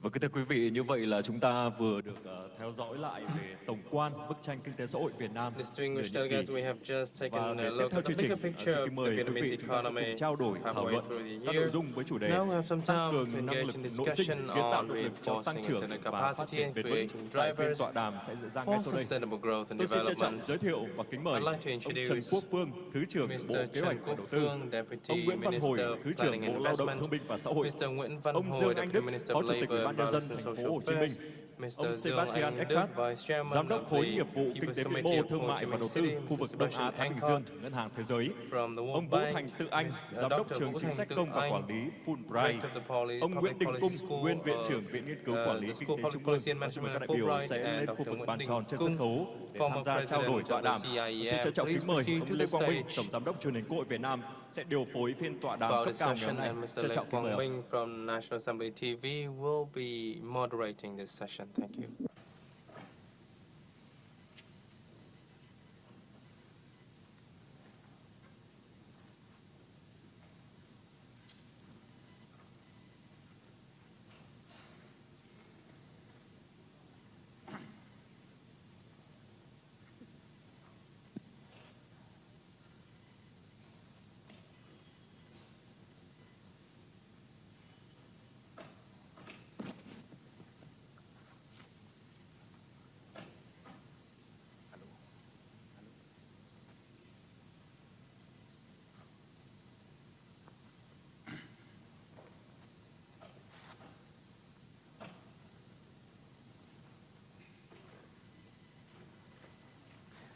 Vâng, thưa quý vị đại biểu, trước tiên chúng ta cùng chào đón Chủ tịch Quốc hội Vương Đình Huệ đã quay trở lại. Distinguished delegates, please welcome Excellency Vương Đình Huệ, President of the National Assembly, to return to our forum today. Dạ vâng, thưa Chủ tịch Quốc hội Vương Đình Huệ, thưa các vị đại biểu. Excellency Vương Đình Huệ, distinguished delegates, today we have listened to input from speakers with regard to a very detailed assessment on the path we have walked halfway through our legislation. We have also witnessed a video on 3 years, in the past 3 years, halfway through our term. From 2021, we have put forth important policies and decisions, not only in the short term but also in the medium and long term, to promote sustainable development. And in this afternoon, we'll continue to engage in closer discussion to elaborate on these discussions, these items. These are all very important agendas, allowing the National Assembly and the entire political system to have a more in-depth view on what we have achieved, the causes, the reasons behind, and the reasons behind our shortcomings. We still have much to discuss. Thus, I do hope that you'll keep your answer to around just 3 minutes. And this is also similar to the time ministers are given during debates at the National Assembly. And thus, I do hope that you'll keep to the time assigned. We also have 6 universities across from the north to the south of Vietnam, who also have their representatives attending this forum via virtual platforms, and please also raise questions to them as well. For Mr. Nguyễn Đình Cung, we have watched a video on the achievements we have had in the past halfway through our legislature. So what are the most important accomplishments and the most critical shortcomings that we have had, please? In 2023, as we can see, it is a year of great hardships and challenges. And in that context, I can see that our most significant accomplishment is to maintain macroeconomic stability, maintain the major balances of the economy, particularly in terms of food security or in terms of foreign currency. These are all very important balances in our steps ahead in ensuring social security. And only then can we maintain the momentum for our upcoming work. However, we still have flaws, including structural ones. First, we still have a somewhat fragmented economy, including foreign investment, private enterprises and SOEs. These are not closely associated. They are not together create a consistent and holistic economy. Second, we have a highly open economy. However, the capacity for international integration for private enterprises at home remains limited, and that is why we have not been able to make the most of opportunities brought about by international integration for better performances in economic development and national prosperity. And third, our system of institutions. It may not be suitable any longer to galvanize necessary resources and effectively harness such resources to create breakthroughs in our growth. We can see that the National Assembly constantly need to put forth policies that are different from existing rules and regulations for localities, especially at a time when there's an increasing number of localities who are aspiring for such mechanisms. We're also putting in place important pilot arrangements that are different from existing mechanisms because the existing system cannot incorporate such changes, and this, I think, is the most significant flaw in our system. I myself have read your intervention at the forum and on the ways that we can make the most of resources from businesses. However, at present, as you may have been well aware, we see that many businesses have actually withdrawn from the market. And this is also affirmed by Mr. Phạm Tấn Công from VCCI. So I think the real question is how we can truly mobilize these resources, these internal capacity due to the theme of the forum. And how do we go about doing that? I think for businesses or for anyone is that, first and foremost, you need to survive. Second, to survive, they need constant restructuring of their products, of their investment, of their market, of their governance. And in this restructuring, they have to seek ways to cut costs. But I'd say that challenges always breed opportunities. And in such hardships, many enterprises can grasp emerging opportunities. However, that is what they did. And on our part, on the part of the state, of the government, we need to create environment, we need to provide solutions for them to successfully engage in such transition. First, we need to maintain macroeconomic stability, which we have been able to do. Second, we need to reform our business and investment environment and create the most favorable conditions for businesses. And this is something that can benefit all enterprises. Third, it's also something that we have been doing, is to help enterprises cut costs. If they are striving to cut costs, we need to cut costs on our end as well, be it in terms of interest rate, expenditures, tax, among others. We can provide tax exemption or deferred tax payment.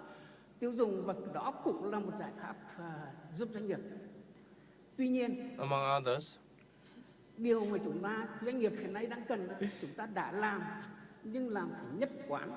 So we have been doing that, but we need to adopt more consistent, more holistic, more robust efforts at a higher level to compensate for the hardships facing enterprises at present. Cái mà để doanh nghiệp làm thì cái niềm tin rất quan trọng. But in order for enterprises to pursue such efforts, trust is very important, and for them to trust the government, words must be translated into actions, legal documents must be implemented to the way they were worded. And this is a way for us to build trust among the business community, or for leaders during seminars, or for conferences such as this. The remarks can touch the very heart of these businesses. That is also a means for them to build trust. This can be a great inspiration for them, for businesses to also seek and overcome challenges. So that's why I'm saying these are efforts that we have been doing and will continue to do. But what I say is that we need to do more with more vigorous efforts, more holistic approach, and at a higher level, so that we can truly create trust, because trust is what we need the most. Thank you, Mr. Nguyễn Đình. To follow up on this, I'd like to invite Mr. Trần Quang Phương, Deputy Minister of Planning and Investment, to provide your comment, your take on the comment of Dr. Nguyễn Đình. And as we have seen this morning, many enterprises are looking for reforms for business and investment environment, especially when it comes to business costs. This is also touched upon in the remarks by Mr. Cân Văn Lực. Yêu cầu về điều kiện về quy phạm pháp luật thì tất cả những yếu tố đó so all these recommendations and the trust that Dr. Nguyễn Đình just mentioned, these are all related to the business and investment environment. So what can we do to immediately bring about trust among businesses so that they can return to the market? Thank you. I agree with what Mr. Dr. Nguyễn Đình Cung has shared. He mentioned improvement of investment environment, especially as our 2023 picture. Tác động đến tăng trưởng. Ở đây thì chúng tôi cũng đồng tình với quan điểm là gắn với cái mục tiêu chủ đề của hội nghị hôm nay là huy động cái năng lực nội sinh của nền kinh tế và coi doanh nghiệp cũng là một cái nguồn năng lực quan trọng để thúc đẩy tăng trưởng. Thì cái cải thiện môi trường đầu tư kinh doanh cũng là một cái điều kiện tiên quyết và rất quan trọng để làm sao các cái doanh nghiệp có thể lớn mạnh cũng như là hoạt động hiệu quả trong một cái bối cảnh còn nhiều khó khăn. Để triển khai cái nhiệm vụ này thì cũng xin chia sẻ với hội nghị là Bộ Kế hoạch Đầu tư cũng được giao nhiệm vụ. The Ministry of Planning and Investment is assigned with the task of reviewing business requirements, administrative requirements, and make proposals on simplifying these requirements so as to cut costs for trong quá trình hoạt động sản xuất kinh doanh của mình. Trong cái lúc khó khăn như này thì càng giảm cái gánh nặng bao nhiêu cho doanh nghiệp càng nhiều thì càng tốt. Vâng, liệu mình có một con số thống kê cụ thể nào không ạ? Về những cái sự giảm như ông vừa nói. Hiện nay Bộ Kế hoạch Đầu tư đang tổng hợp và rà soát, sẽ có báo cáo cụ thể với chính phủ. Vâng. Liên quan đến câu chuyện hỗ trợ doanh nghiệp thì như ông vừa biết thì là chúng ta cũng có một chính sách rất là quan trọng ra đời trong năm 2022, đó là nghị quyết 42 của chính phủ, 43 của chính phủ, và kết quả là chúng ta đã có một năm 2022 tốc độ tăng trưởng rất là ấn tượng. Vậy thì ông có thể cho biết là không hiểu trong chính sách nào, hỗ trợ nào của nghị quyết 43 đã có tác động mạnh mẽ nhất tới doanh nghiệp cũng như các địa phương, và từ cái thành công của nghị quyết 43 thì liệu chính phủ dự kiến sẽ có đề xuất cái kéo dài cái nội dung nào không của bạn? Vâng, nghị quyết 43 của Quốc hội đã được ban hành ngay từ đầu năm 2022. Is meant to be extended. Yeah, the resolution 43 was issued on 2022 chính sách tiền tệ và các chính sách khác để hỗ trợ cho cái chương trình phục hồi phát triển kinh tế xã hội. Related to monetary and fiscal policies. After resolution 43, the government issued resolution 11 on implementing resolution 43. Đánh giá chung lại thì nghị quyết 43 có thời hạn thực hiện là Resolution 43 has a validity of 2 years, and so far, Resolution 43 has proved very effective and meaningful to the impressive growth of 2022, as we have been informed through the video clip. The number of policies related to Resolution 43 are not many, but the key policies include monetary, fiscal ones, and COVID-19 support package for the enterprises and the people, and infrastructure investment. In these policies, some were rapidly implemented and effectively implemented with good impacts on enterprises and businesses, but some remained slower to implement. Some good ones are policies related to creating capital, generating capital for enterprises. Some monetary policies, such as adjusting loans and debt repayment deadlines, due dates. For fiscal policy, the effective ones were exemption of some taxes and fees and extension, a deference of tax collection and fee collection. These two policies were deemed immediately effective, beneficial for the enterprises, and creating capital, generating capital for the enterprises. These two policies also enjoy good rate of disbursement. That is support Vietnam, the government's socio-economic development plan, and the implementation of Resolution 43. Some policies are more long-term. For example, support policies for workers and social security policies on creating jobs, issuing rent, house rent incentive. But in 2021, 2022, we see a shortage of labor, so these policies were relevant back then. Policies on infrastructure investment are also more long-term and also more to sustainable development. Most of the projects or most of the policies target large-scale infrastructure, for example, roadways. Such roadways are conducive to economic development and investment attraction. Thank you, Mr. Trần Đức Phương. We're talking about reinforcing internal capacity and create drivers for growth, and we cannot forego the topic of institutional reform. And we're having here with us representative from Ho Chi Minh People's Committee, and we know that we have the resolution number 98 for creating a special mechanism for Ho Chi Minh City, and Ho Chi Minh People's Committee also have a subcommittee on implementing resolution 98.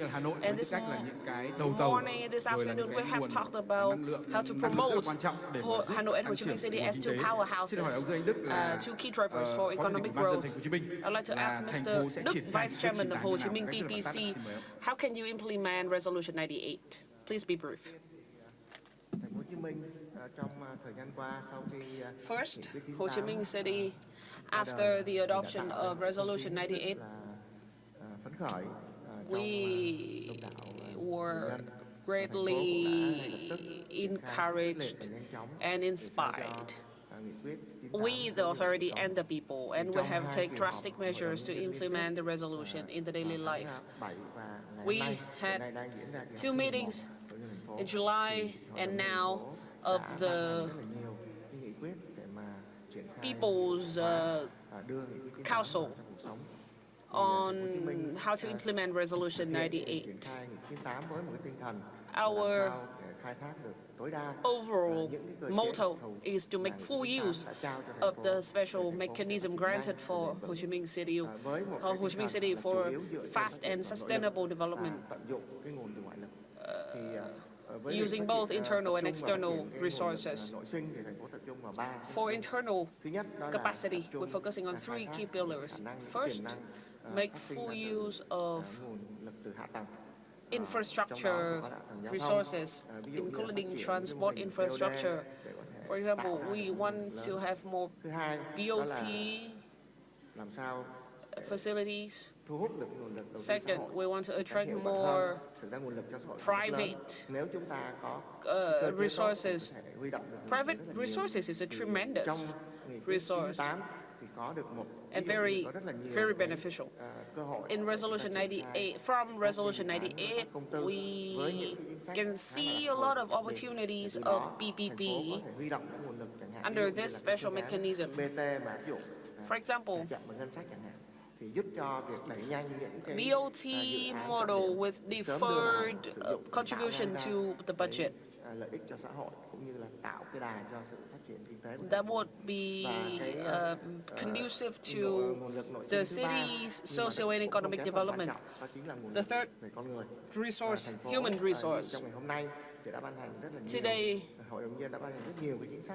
recently, the People's Council has issued a lot of policies to attract and provide incentives for high-quality human resources, including scientists and experts who can contribute to the development of the city. Above all, human resource is the most important. If we can make full use of them, policies will be effectively implemented. This is how Ho Chi Minh City is reinforcing internal capacity. Well, I'd like to listen to an intervention from a delegate, Mr. Trần Du Lịch, National Assembly deputy who has keeping close watch over the development of Ho Chi Minh City. You are part of the advisory council for the implementation of resolution number 98. Can you comment on what Mr. Đức has said? And what do you think the city needs to do more in the time to come to implement this resolution? Thank you. Mr. Excellency, President of the National Assembly, chairs, panelists, I have prepared a speech on policies to reinforce internal capacity. And this part of it is about Resolution 98, so I'd like to present it here, following what Mr. Đức has shared about the special mechanism for Ho Chi Minh City under Resolution 98. I have to say that Ho Chi Minh City has never enjoyed such a systematic, comprehensive mechanism for itself.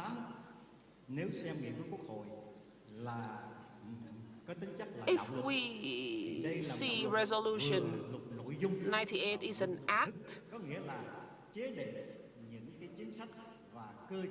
it is an act, it is both a legislative act and a guideline document that set the rules and guide the action. So 2 goals in 1 document. Resolution 98 has elaborated 3 pillars. First, administrative institution. Second, organization of the system. And third, staff, human resource. First, institution. The resolution assigned 5 mandates to the city. Second, the secretary of the city shows them. So the city can be given mandate to implement new tax upon request. Third, what do we expect from this resolution? As I said, never before has the city had such a systematic guiding legal document. If the implementation can be consistent and effective, it can resolve the mechanism obstacles and then infrastructure obstacles. For now, we're only in the preparation stage, but we have prepared a series of documents to implement the resolution. Secondly, the implementation of Resolution 98 and the improvement of the urban management model and the completion of Thủ Đức governance model as stated in Resolution 98, all these tasks contribute to improving our governance models. It's something that has not been done before. And finally, if we can successfully implement Resolution 98 within 3 years after the adoption, we can look forward to a special mechanism for urban development for all cities across the country. And finally, the largest expectation of Ho Chi Minh City is the implementation of the Resolution 98 will make the Ho Chi Minh City develop on the same level, on par with its potential. And the Resolution 98 can help Ho Chi Minh City to be the powerhouse of the Southern Economic Zone and of the whole country. Ho Chi Minh City growth decreased by 1%, making country GDP growth decreased by 0.2 percentage point. Thank you. And through the remarks by Ms. Đức, we can see that Ho Chi Minh truly has sufficient preparations to successfully fulfill Resolution number 98, allowing Ho Chi Minh City to become a pioneer, an economic pioneer in Vietnam. To proceed with our agenda, we shall proceed to Dr. Nguyễn Đình Cung to discuss another very important driver for growth for this year and the year after. Apart from consumption and investment, we also have great revenues from export. And thus far, we have come up against certain challenges when it comes to this traditional driver. We have a highly open economy with a total trade volume accounting for over 200, is equal to 200% of the entire country's GDP, and we are very vulnerable to external shocks. So what are the solutions that we can do to stabilize this very important driver? As we all know, we have a very open economy, and it will continue to be even more open rather than contracted. However, externally, we can see that international economic integration has somewhat slowed down and witnessed certain disruptions or shifts. And as we all know, developed economies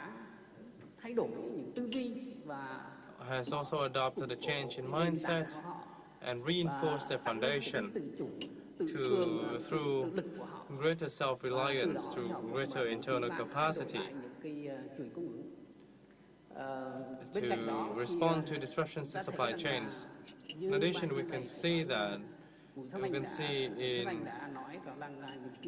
the discussion by former speakers that we are also witnessing new drivers such as green transition, green consumption, energy transition, circular economy. All these have become new trends, new norms and standards for products, for services, for either for consumption or export and import from other economies, especially among many of our major partners.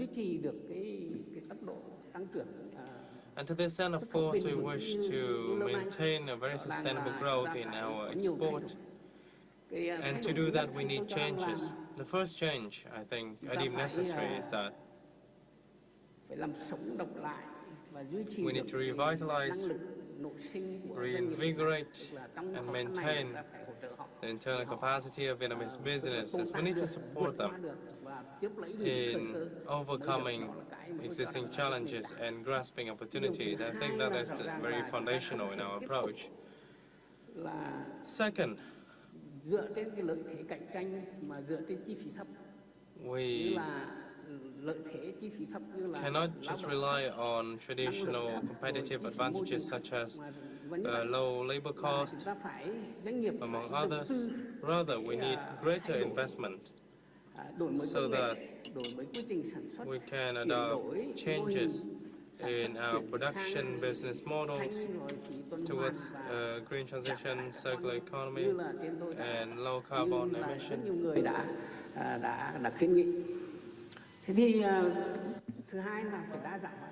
And we also talk about diversification of markets. Diversification does not mean we discard one market for another. No, it means we reinforce existing markets while also searching new markets in the Middle East, in Africa, in Latin America, wherein we still have a relatively low, relatively modest presence. In addition, we need to talk about business environment. We need to create some business environment that can best enable export and import, an environment wherein we can encourage innovation, creativity, utilization of technology and science and technology, an environment where science, technology and innovation can truly be internal capacity, endogenous strength for us, that can help businesses in bolstering their competitiveness, their competitive advantages. And perhaps that means we need to look into the means we have in place to encourage business and investment. We need to adopt a new approach and better incentives for investment to accommodate the shift we are seeing right now. At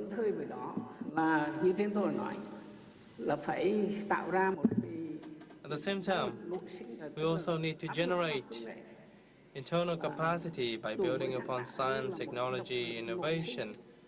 This will be an internal driver for us, for businesses, for domestic businesses, because from what I have observed, when they have yet to have sufficient demand, sufficient pressure, sufficient motivation for true changes, for true reforms in terms of their R&D or scientific and technological capacity, that would not suffice. We need great motivation for that and appropriate motivation for that.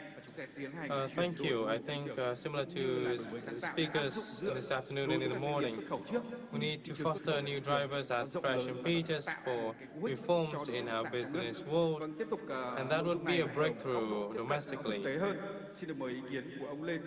I would like to invite Mr. Lê Tiến Trường from the Vietnam Textile Association. We can see that our market is very much in chaos due to the Russia-Ukraine conflict. But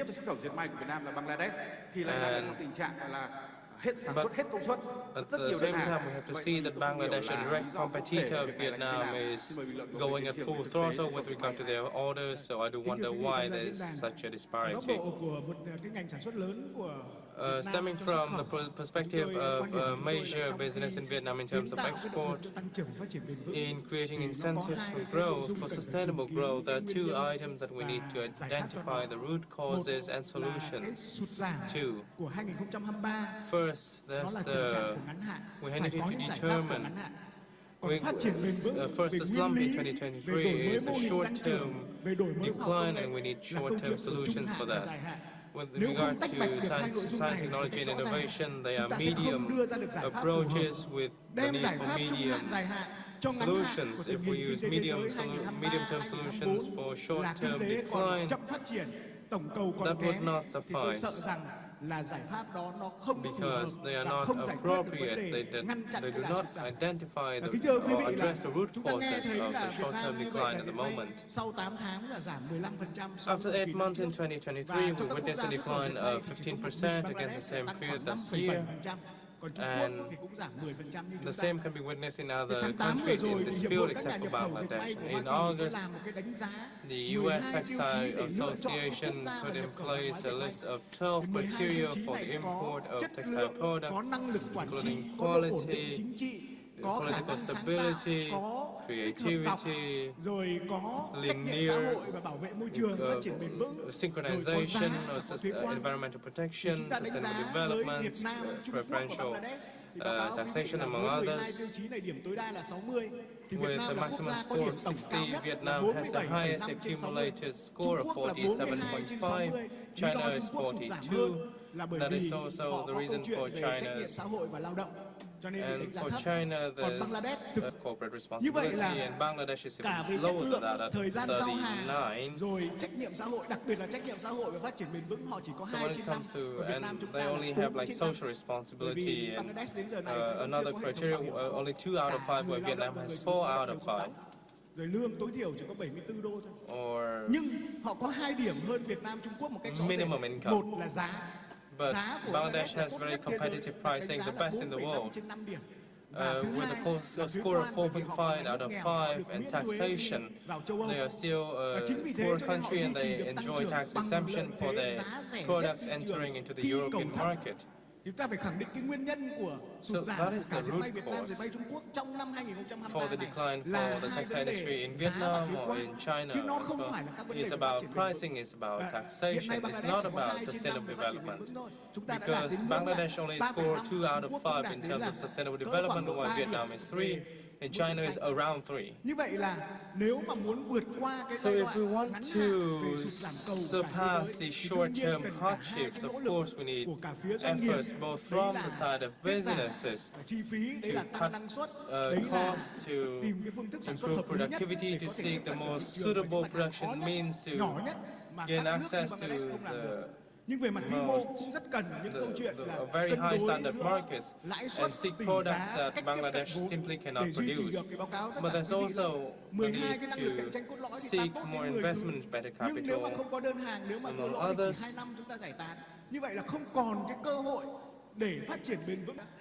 And I think this is the first thing that we need to address in the short run. And in the medium and long run, we need solutions towards sustainable circular development. But thus far, we only have information. This has not been incorporated into our actual development strategies or legal documents. The law on increased responsibility for enterprises, requiring them to pay further taxes for the materials they have used, remains just a draft and has not been adopted as an official law. Mới chỉ thực hiện giám sát với 4 loại ngành công nghiệp là phân bón, xi măng, sắt thép. Như vậy là cũng chưa có dệt may ở đó, và ngay 4 ngành này cũng là báo cáo theo quý chứ chưa phải đóng phí. Và sau ngày 31 tháng 12 thì mình xác định xem là có đóng không. Và dệt may thì nằm trong nhóm 63 loại hàng có nguy cơ phải đóng thuế. Textile products are only one of the 61 groups of products that may be required to pay further taxes, but it's only listed as potential products to have to pay further taxes and not tiết kiệm lao động, truly determined. và thực hiện được cái tái chế tuần hoàn theo cái yêu cầu chung. Đấy là cái quan điểm từ góc độ của doanh nghiệp. But alas, it is necessary for us to pursue green, circular, sustainable development in our efforts while also laying the foundation for mid and long-term growth. Và liên quan môi trường chưa áp dụng với cả dệt may. We can see that these environmental-based regulations have not been imposed on these textile products. Are now turning to Mr. Vũ Thành Anh and to wonder, we need to determine what short-term, long-term solutions we need to put in place for green and sustainable development, because people often said that if we're still poor, we can think about green later. I do wonder, what is your view on this? What are the things that we urgently need to do? And does green solution truly be something that is something we need in the long run? Thank you. I think this is a very strategic question that we need to be very transparent about in our thoughts. If we look at a green economy, that is something that can efficiently use resources and limit the impact on the environment, and that of course affect every facet of our life. It would immediately affect energy, transportation, construction, agriculture, land use, among others.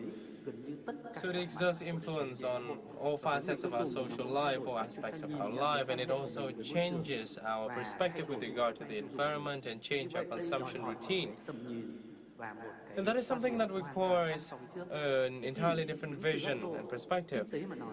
Stemming from an economic standpoint, a critical challenge against Vietnam, a country that's currently lagging behind with a lower middle income, that is also using a lot of fossil fuels, for instance. This is stemming from what we have researched from the Mekong Delta, because we are changing from fossil fuels to energy sources that provide greater balance, that can limit the impacts on the environment. But it doesn't stop there. In Vietnam, it goes a step further. We still need to maintain an efficient growth trajectory so that we would not be outdated, would not lag behind other countries, while also maintaining the above efforts. And the question for us is how to translate these, to change these challenges into opportunities, because only when we can adopt changes in models, in disruptive technologies, can we truly provide opportunities for countries that are lagging behind to sprint ahead. It depends a lot on our capacity and our institutions, on various other factors. Now returning to your question, Mr. Ming, I think that the green transition is a trend of the future. This is a trade-off between short-term and long-term interest. If we invest in green transition now, of course, it will result in great expenditures. For instance, we need to change our transport system, using fuel vehicles to electric vehicles and infrastructure that are associated with the old system that have been used for dozens of years. What do we do with them? And what new policies and regulations do we need for a green economy, and what investment do we need to put in place for such an economy? So all of these costs in the short term is very high, but in the long run we can see that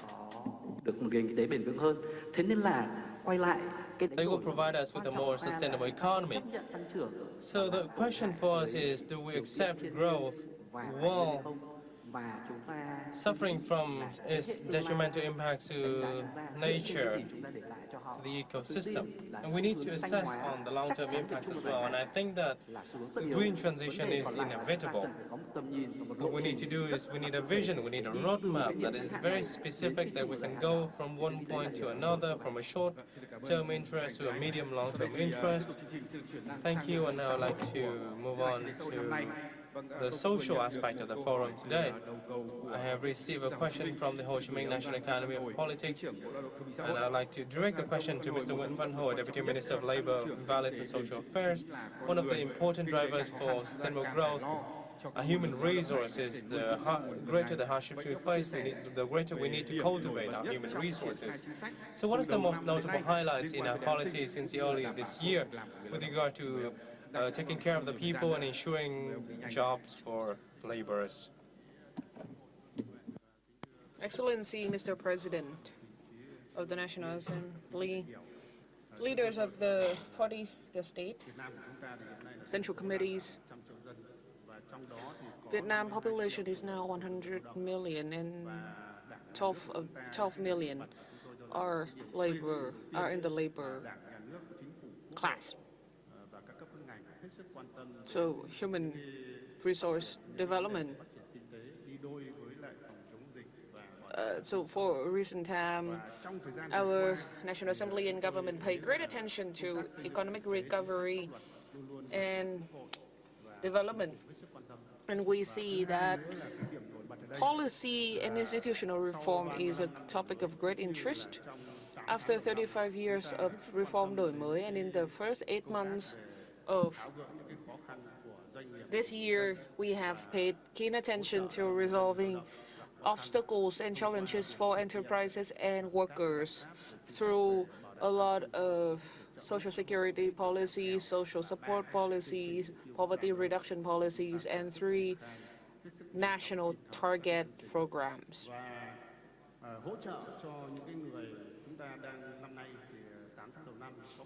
In the first 8 months of this year, around 700,000 employees lost their jobs.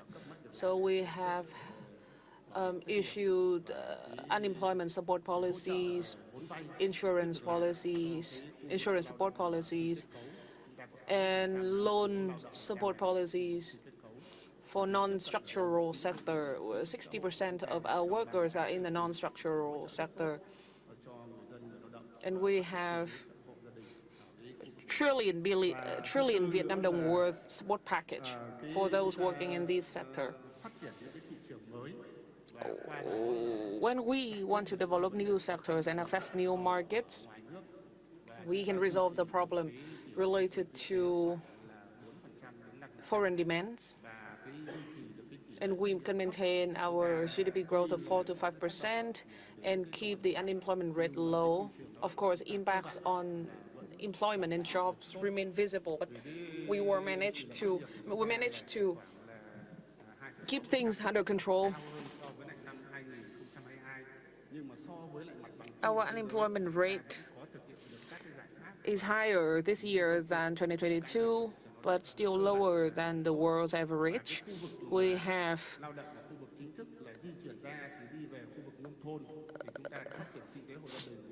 seen the shift from official sector to in urban areas to rural areas. And we also have support package following the adoption of Resolution 43, credit package that complements the Social Security support package to help workers in difficult circumstances in terms of medical insurance. We have had quite effective education and health insurance policies. 87% of our population have access to health insurance. And this is way above some other countries in the world. It has a huge impact on the social dynamics. And we also provided general education to all levels of students, from primary, secondary, tertiary. And we also have support policies for students in difficult circumstances.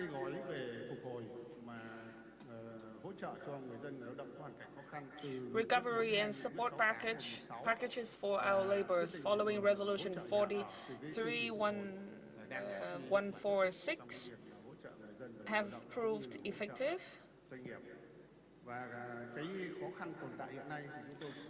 However, I agree with some other delegates that challenges remain, but I believe that concerning social security, the biggest challenge is unpredictable pandemic and natural disaster. And unpredictable consequences of the European crisis. These changes impacted the aggregate demand, jobs, supply chains. Another challenge is aging population. 16 to 17% of our population is within the elderly group. So we need to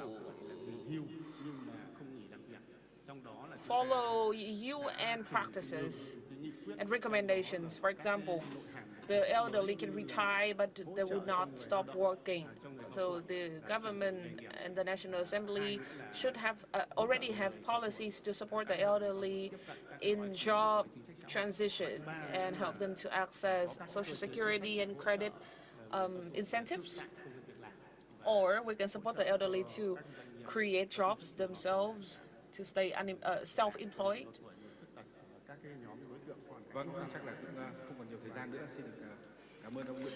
Thank you. In the short term, may I say that for the short term, we cannot follow what we have been doing recently, but we will keep a close watch on the market development and have due timely support for related to Social Security and jobs and employment. And we should focus on education, security.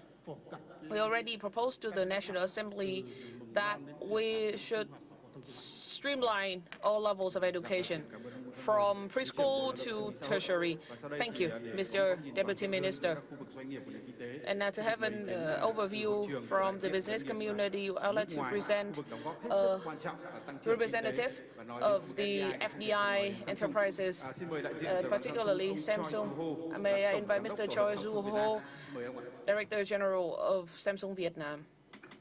Xin chào Samsung Vietnam, Choi Joo-ho. Xin chào quý vị, tôi là Choi Joo-ho, Tổng Giám đốc Tổ hợp Samsung Việt Nam. My name is Choi Joo-ho, Director General, Managing Director of Samsung Vietnam. 이런 뜻깊은 자리에서 삼성 베트남을 대표하여 발표를 할 수 있게 되어 매우 기쁘게 생각합니다. Vâng, kính thưa toàn thể quý vị, đầu tiên thì tôi cảm thấy rất là vinh dự khi được đại First diện of cho all, Samsung. it is our great honor, my great honor to present Samsung in this very meaningful forum. 15년 동안 베트남과 아름다운 동역을 하며 함께 성장하고 발전해 왔습니다. 무엇보다 코로나 팬데믹 시기에 베트남 정부의 적극적인 지원과 노력을 항상 기억할 것이며 기업의 애로사항에 대해서 항상 관심을 갖고 적극적으로 지원해 주신 영도들께 진심으로 깊은 감사의 말씀드립니다. After making investment in Vietnam for the last 15 years, Samsung has accompanied Vietnam in this amazing journey of growth and development, and I will always keep in mind the great support of the National Assembly and the government of Vietnam, and I thank you for your support and your efforts to improve Vietnam business and investment environment. 삼성 베트남의 경우 글로벌 경기 침체, 또 러시아와 우크라이나의 전쟁 장기 등으로 인해서 베트남 진출 이후 처음으로 역성장을 하고 있고 글로벌 최저한세 같은 글로벌 국제 기구에 의해서 주도하고 있는 정책들도 저희에게 큰 영향을 주고 있습니다. Thì yếu tố diễn ra trong và ngoài Việt Nam trong thời gian gần đây Internal and external factors have created challenges for enterprises for Vietnam, stagnant economic growth, and Russia-Ukraine conflict has made our revenue growth negative for the first time, and our policies and the changes in policies will surely impact us in a significant way. Given that context, this forum is a very meaningful event, and I would like to speak on behalf of the FDI enterprises in Vietnam to speak in support of Vietnam growth and sustainable development. 베트남 경제사회 발전에 큰 축을 담당하고 있는 FDI 기업들에게 그동안 베트남의 투자 환경과 정책은 매우 훌륭했습니다만 이를 지속 유지하기 위해서는 세제 혜택뿐만 아니라 투자자 지원 정책을 보다 차별화할 필요가 있습니다. 특히 국가 경제 발전에 크게 기여하고 대규모 인력을 채용하면서 하이테크, 그린 에너지 같은 투자자들을 위한 지원 정책을 새롭게 만들어 주시기 바랍니다. Vâng, thứ nhất là tôi xin được đề xuất về việc cải thiện môi trường đầu tư liên tục cho các doanh nghiệp đầu tư nước ngoài. Trong thời gian vừa qua, thì môi trường và chính sách đầu tư của Việt Nam cho các doanh nghiệp FDI, Over the past doanh nghiệp mà đóng vai trò quan trọng cho phát triển của nền kinh tế xã hội của Việt Nam thì cũng đã rất là tuyệt vời. in socio-economic development of Vietnam has been amazing. However, to continue this, the support policies and incentives for enterprises should be expanded, not just tax. I hope there will be more policies to support enterprises that make major contributions to Vietnam development, those with huge employment opportunities and those working in digital transformation, green transformation, and energy transition. 지혜롭게 대처해야 할 과제입니다. 저희는 최대한 세가 적용되더라도 기업의 경쟁력을 유지할 수 있는 대체 방안을 조속히 마련해 주실 것을 기대합니다. Thuế tối thiểu toàn cầu được dự kiến thực hiện từ năm Minimum sau là global một tình huống tax không thể tránh expected khỏi to và apply được chủ from trì bởi next các tổ chức year quốc is tế. Vì inevitable vậy, Việt Nam và and các doanh nghiệp đầu sponsored tư nước ngoài by cần phải international hợp tác và đối phó organizations. một So cách Vietnam thông and minh. FDI Chúng tôi đề nghị enterprises phương án must thay have thế a để duy trì smart năng lực coping cạnh tranh cho các mechanism. doanh nghiệp I sẽ nhanh chóng suggest xây an dựng ngay cả khi alternative áp dụng thuế tối thiểu to be toàn cầu. built to improve the competitive edge of our enterprises. 국가 예산에 영향을 주지 않아야 하며 기존 투자자들에게 매력적인 환경을 유지할 수 있어야 합니다. 이를 통해 글로벌 FDI 기업들이 보다 안심하고 투자, 경영 활동에 전념할 수 있도록 지원해 주시기 바랍니다.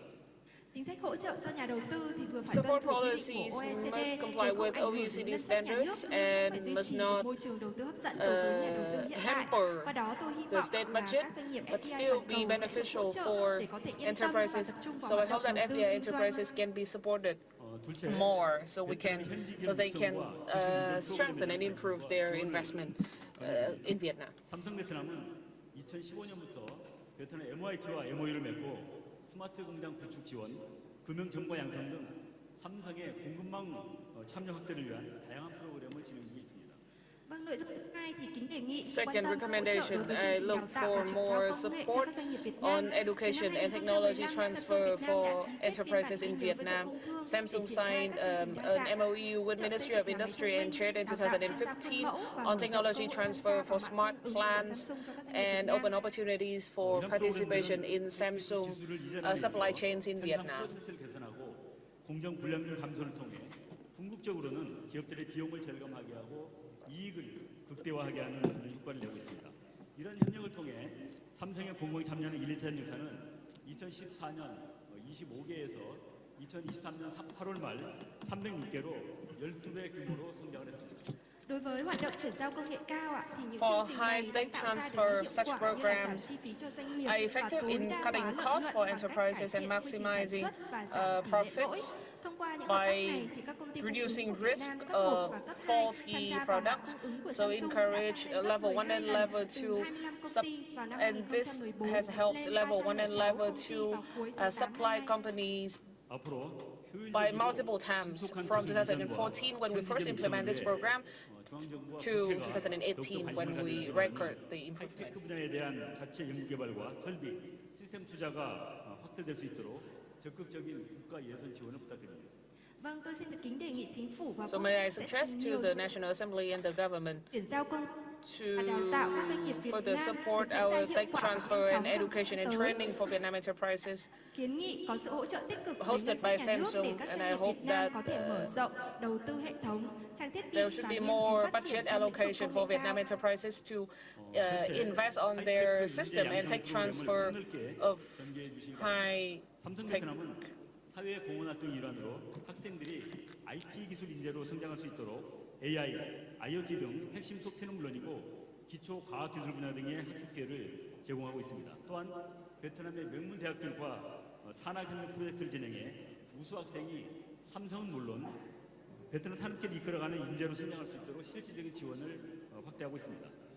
Vâng, nội dung thứ ba thì xin được kiến nghị Third mở rộng chương trình đào tạo recommendation nhân lực chất lượng is cao to trong lĩnh vực công nghệ cao ạ. expand Một trong những hoạt động cống hiến xã hội quality mà human Samsung đang resources triển khai đó training là in tạo cơ hội high học tech. tập về khoa học công Samsung nghệ is cơ bản, working on cũng như là phần creating mềm lõi như trí tuệ study nhân tạo, and internet training vạn vật, hỗ courses trợ for cho các core học tech sinh like để có thể phát IoT, triển thành nhân AI, so Vietnam staff can become new IT talents. We're also working on partnerships with Vietnam-renowned universities to deploy training courses so Vietnam students can become talents that lead Samsung and Vietnam industries. 베트남의 하이테크 인재 양성을 위해 최선을 다할 것입니다.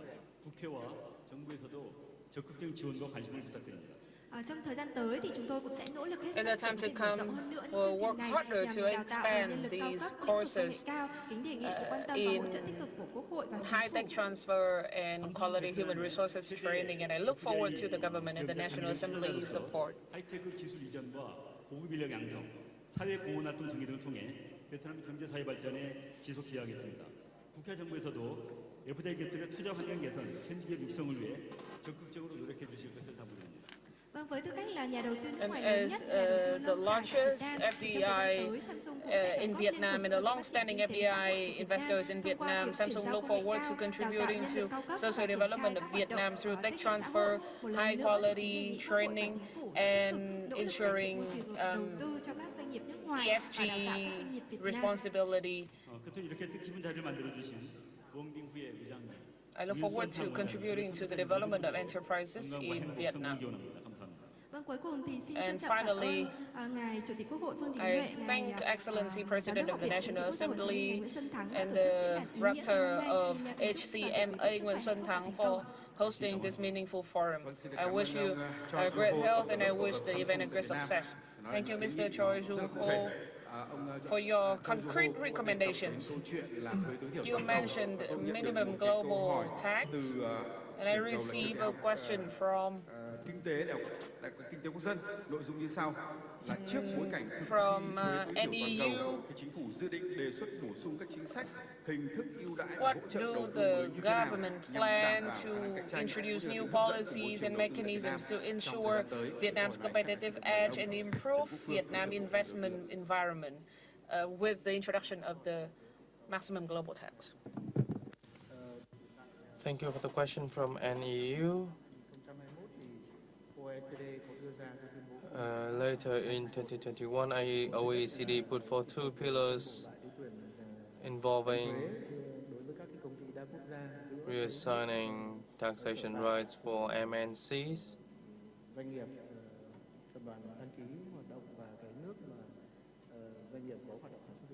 and the countries where they are operating in, and second, to impose a minimum tax of 15% for MNCs with a total revenue across their entire franchise surpassing 750 million euros.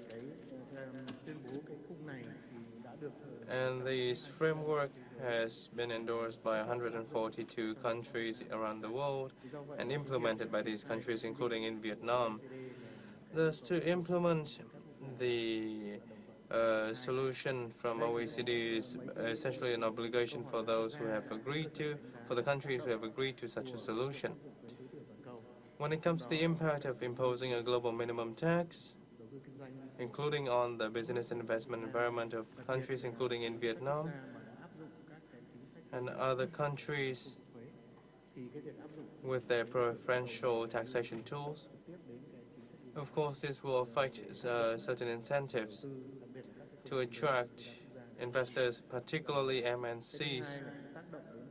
And this will also affect goals, FDI attraction goals of countries, including Vietnam. And third, it will directly impact businesses seeking to expand their operations. They would need to rethink their strategy with the imposition of this new global minimum tax. And fourth, in terms of policies and institutions, the regulation on global minimum tax will affect certain relevant administrative procedures facing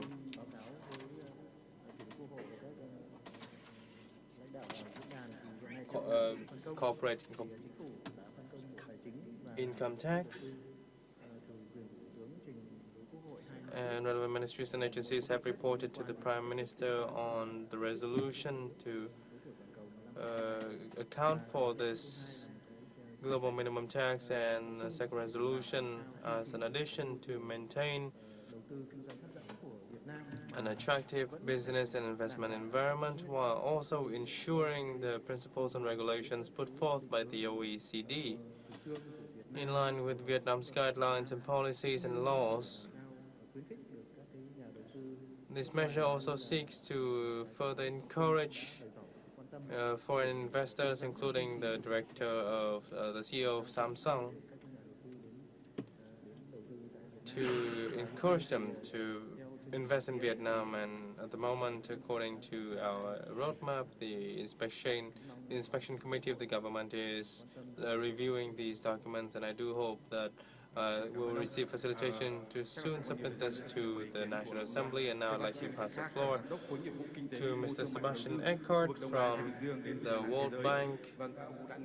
You have listened to the inputs thus far from this afternoon. I do wonder how you view the situation in Vietnam for this year and your forecast for 2024. Of course, there will still be profound changes going forward, but the forecast of World Bank has always been very invaluable to Vietnam. Thank you very much for the question, and also thank you for inviting me. It's a pleasure and wonderful to be back in Vietnam. Now, to your question, I think to answer it, I think we first have to look outside Vietnam, actually, and what we see in the global economy is, of course, that global growth has slowed down markedly this year compared to last year. In fact, our latest projections had growth 2023 down to 2.1% from 3.1% the year before, so almost a third lower growth globally. If you look at the major markets for Vietnam, the US, growth has moderated amid tighter monetary policy. If you look at the EU, their growth has slowed down both because of tighter monetary policy, but also, I think, more pronounced impacts of the war in Ukraine. And then even in China, where we were initially expecting a strong rebound after the Chinese authorities lifted the zero-COVID policy in December last year, the recovery was relatively short-lived, and we have seen a very sharp deceleration in growth since the beginning of the year, since the first quarter, partly driven by ongoing turmoil in the property sector and a double dip, in fact, contraction in the property sector. Now, against the backdrop of much lower global growth, I think it's no surprise that Vietnam, as a very open economy, was strongly affected by that during the first half of the year in particular. In fact, our estimates suggest that in terms of value added in GDP, the export sector directly and indirectly contributes almost half of Vietnam's GDP, so it's heavily exposed. And in fact, we've seen that exports were down, I think, by 18% or so in the first 8 months. Now we see some sort of bottoming out, some signs of recovery there. I think it's still negative year on year, but I think the declines have become more shallow, so that's good news, and in line with some of the high-frequency data we see in the US, in particular, where there's some rebound. So I think generally we see that first, external shock that has affected the economy. I think we see some signs that has then had knock-on effects on consumer and investor confidence. So we see that also domestic consumption has slowed quite substantially in Vietnam, and private investment has really decelerated this year compared to last year. So the combination of that softening external demand, weaker domestic demand has constrained growth, and clearly we've seen in the first half of the year growth slowed to 3.7%. Now we believe that hopefully the second half of the year will look slightly better, and for the full year we expect growth to recover to about 4.7% according to our latest forecast, which also assumes that there will be some policy support. Xin cảm ơn ông Sebastian Eckert. Để kết thúc cái buổi tọa đàm ngày hôm nay thì thank you, and to end this session, I would like to ask all speakers to prepare your 6 messages to convey to the forum, to the conference today. And I also wish to hear from Mr. Quochoitv from the floor, please. We have go over multiple resources that we can harness for growth. So in 1 minute, can you go over any other potential resource that we can use for growth?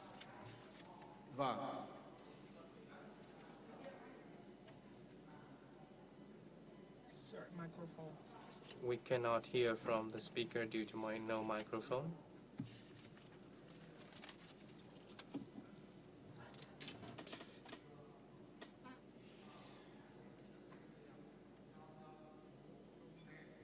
Đầu tư. Investment. Cái thứ hai tức là bên cạnh cái vượt khó thì làm sao cố gắng bắt nhịp với cái yêu cầu mới. Secondly, apart from overcoming challenges, we need to better adapt to new circumstances, and this is not just a mere statement. We need to pursue digital transformation, green transition, to adapt to the shift in supply chains, to pursue investment, high-quality investment from major enterprises, especially those utilizing advanced technology. Or resource that we have not paid due attention to, that is time. Time itself is a resource, is opportunity cost. It's a small t in the abundance of every other resource we mentioned. There's this small t underneath. It's time. Everything requires time. For today, for tomorrow, everything's the same. It always requires time. And I'd say in Vietnam, we are wasting time quite substantially. And thus, I'd like to put forth just 2 or 3 recommendations. First, decision-making needs to be just in time. It needs to be timely. It should not be dragged on for too long. This is something that we should seriously reconsider. We should seriously review, because decision-making processes at the moment takes up a lot of time. Second, in that change, the role of the National Assembly, the interaction with the National Assembly, the party, the government. Vietnam has advantages to save time when it comes to policy planning and decision-making in the system, but we have not been able to effectively make the most of these advantages. And third, we need to take risks a bit, because there remains a lot of uncertainties in a world of uncertainties. We cannot always be 100% certain, but we still need to put forth the decision and make sure that it's implemented. With the procedures we have at the moment, mayhap 35 years ago, 37 years ago, we would not be able to have đổi mới at all, have reforms at all. The success we made right now is due to the 1989 market reforms, and such was an important lesson built upon taking risk. We need to save time. We need to put forth timely, just-in-time decisions and ensure their timely implementation. And I do hope that we will quickly review these procedures. And recently, the National Assembly have provided unique policies, unique arrangements to the government, to certain bodies, to make the most of time. We have wasted time in the past, and if we continue to waste time, we would not be able to fulfill the aspirations for 2030 and 2045.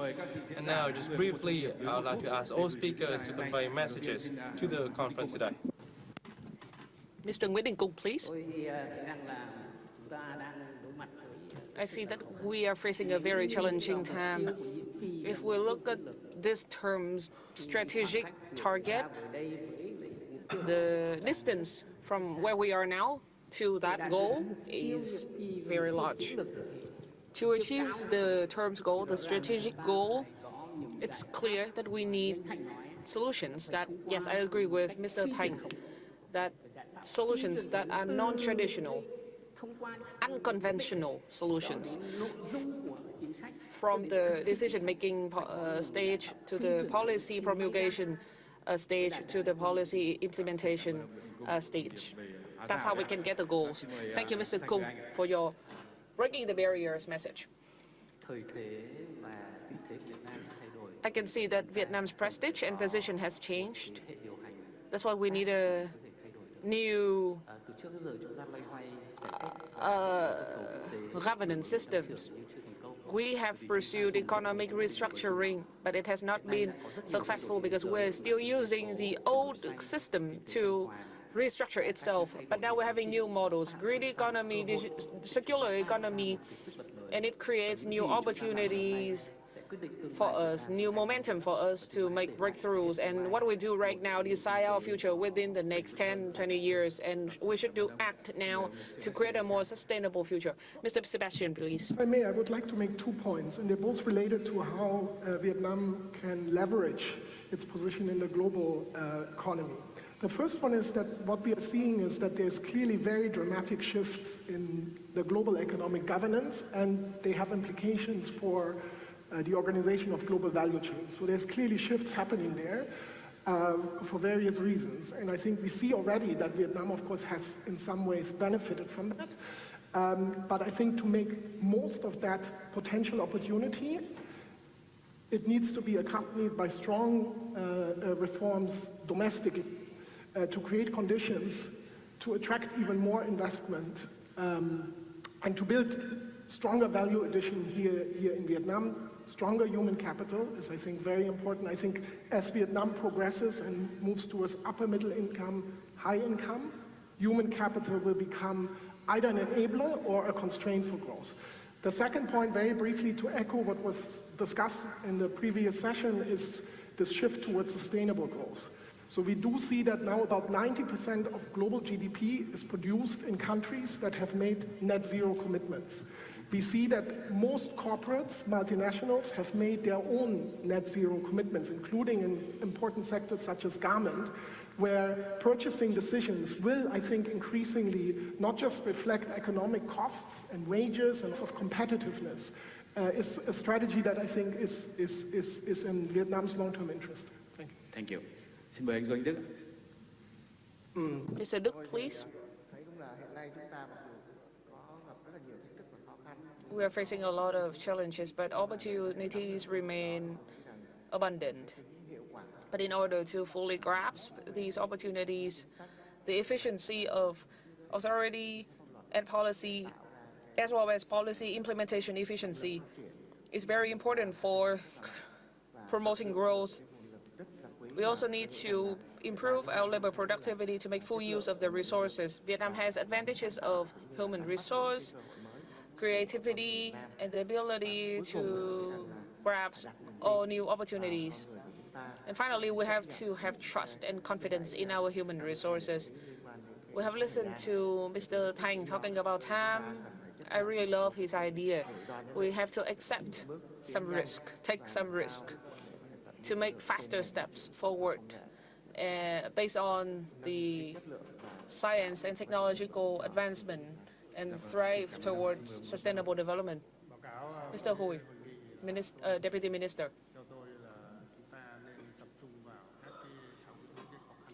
I think we should focus on resolving difficulties and opening opportunities for all people. We also need timely, flexible, effective policies to support enterprises and the people in time of dire need. Mr. Deputy Minister Phương, as the last message presenter, it's a bit hard for me. I agree with all the messages by my previous panelist. I want to emphasize 2 words, effort and try hard. In terms of difficulties and in terms of easiness, we both need efforts and we need to try hard. And we'll make full use of our time, as Mr. Thành said. At all times, we need to try hard to access, to get to know new things. And from that, we can find new resources, new drivers, new opportunities for our rapid growth and sustainable development. Thank you very much. 6 messages, very thought-provoking by our panelists. With great responsibility, the speakers of this plenary roundtable, high-level roundtable, they have introduced both immediate and long-term solutions for sustainable development. We are only 1 month away for the October 6th session of the National Assembly, and I believe our discussion today can be an input for the National Assembly deputies to make timely proposals so we can achieve the 2023 targets and targets of the coming years. Thank you all very much. The high-level roundtable has come to an end. Thank you very much.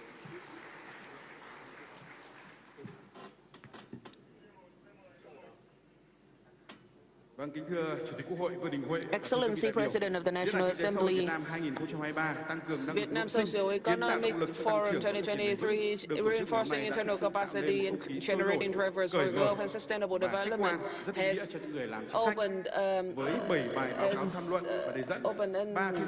inclusive and dynamic floor for discussion and exchanges, and we have welcomed a lot of insightful sharings and interventions. And now I'd like to invite His Excellency President of the National Assembly, Vương Đình Huệ, to deliver the closing remark.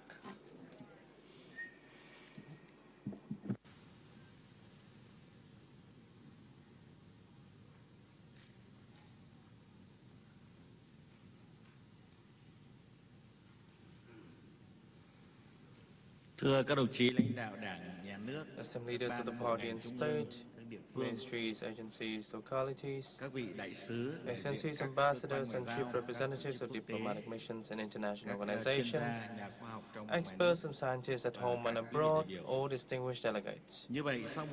After a very active, serious, and responsible working day, the Vietnam Socio-Economic Forum 2023 has completed its planned agenda successfully. The forum was organized with 1 opening ceremony, 2 thematic sessions, and 1 plenary session and high-level dialogue. It has attracted great attention from the society, the people, and the business community at home and abroad, and press agencies at the central and local level. At the NCC alone, according to the statistics of the organizing committee, we have around 450 delegates, including 5 Politburo members, 1 member of the Party Central Committee, 1 member of the Party Central Committee Secretariat, 24 members of the Party Central Committee, including ministers, head of Party Central Committees, chairman of the Ethnic Council and National Assembly committees. We also welcome the participation of experts and scientists domestically and internationally, CEOs and directors of major corporations of both Vietnam, of state-owned enterprises and private enterprises. We are also connected virtually to 6 academies and universities, including such universities as the Truyền University, the Ho Chi Minh National Academy of Politics, the NEU, the Ho Chi Minh University of Economy, and the Da Nang University of Economics, among others. Contacts from the academies and the universities has around 1,000 lecturers and students who have followed this conference diligently since this morning. We have 7 interventions from panelists in the plenary session and 2 thematic sessions, over 40 articles from organizations, experts, and scientists. In the thematic and plenary sessions and the high-level dialogue, we receive over 40 inputs from experts, panelists, scientists, entrepreneurs, and delegates at home and abroad. In these mutual interactions, the rippling effects of this forum is also very positive. As of 2:30 p.m. today, there have been 900,000 views through virtual platforms. The conference helped spread, the forum helped spread the voice of the business community through the representative of the BCCI, of the associations, of those participating in person in the forum. We also welcome the inputs from domestic and international experts, scholars, decision makers, policy planners, implementation agencies, and those the enjoyer of such policies. This has truly become a multidimensional and comprehensive information forum. These sessions took place in a very robust, attractive and successful manner with a diverse range of useful information. First, even surpassing our expected time frame. We have spent much time to discuss in depth socio-economic issues of urgent importance at present, in the short term, and also touch upon major comprehensive issues, trends that are shaping the world at the moment, as well as drivers and new directions for Vietnam's sustainable growth. In the short term, medium term, or long term, Vietnam all need to focus on its internal capacity, attaching sufficient subsistence, attaching sufficient importance to its internal capacity, and create new drivers to serve as keys to respond to the shift in new landscapes. These are important items in the resolution of the 13th National Party Congress and the consistent message, closely aligned with the theme of the forum today. Immediately following the conclusion of this forum, the organizing committee will provide a full report of the outcome of the forum to Party, National Assembly, government agencies to plan new guidelines, policies and directions for socio-economic development. This will also be circulated to National Assembly deputies to look into to better prepare for the items to be submitted to the Standing Committee of the National Assembly and the National Assembly at large for their inputs, particularly in terms of implementing the resolutions of the National Assembly, including that with regard to socio-economic development for the 2021-2025, the resolution on socio-economic development and state budget for 2023, and the budget allocation for 2024 at the 6th session of the 15th National Assembly to be convened this October.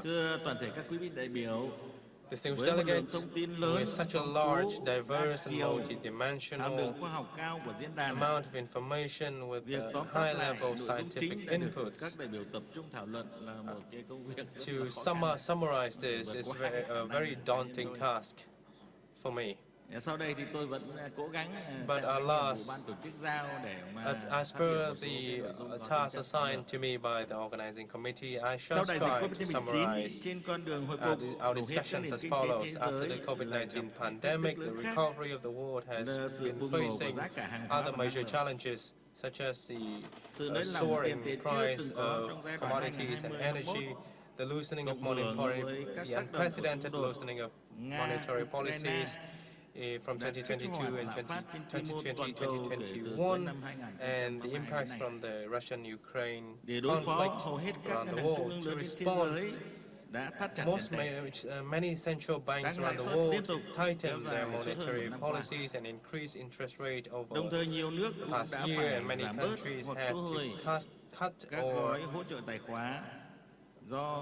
retrieve their stimulus packages due to budget deficit and ceiling public debts also far surpassed their expected ceilings. The forecast for GDP growth reduced from 3.5% in 2022 to just 3% by IMF in July 2023, only to 2.7 or 2.9% according to the OECD, made in June 2023 for 2023 and 2024.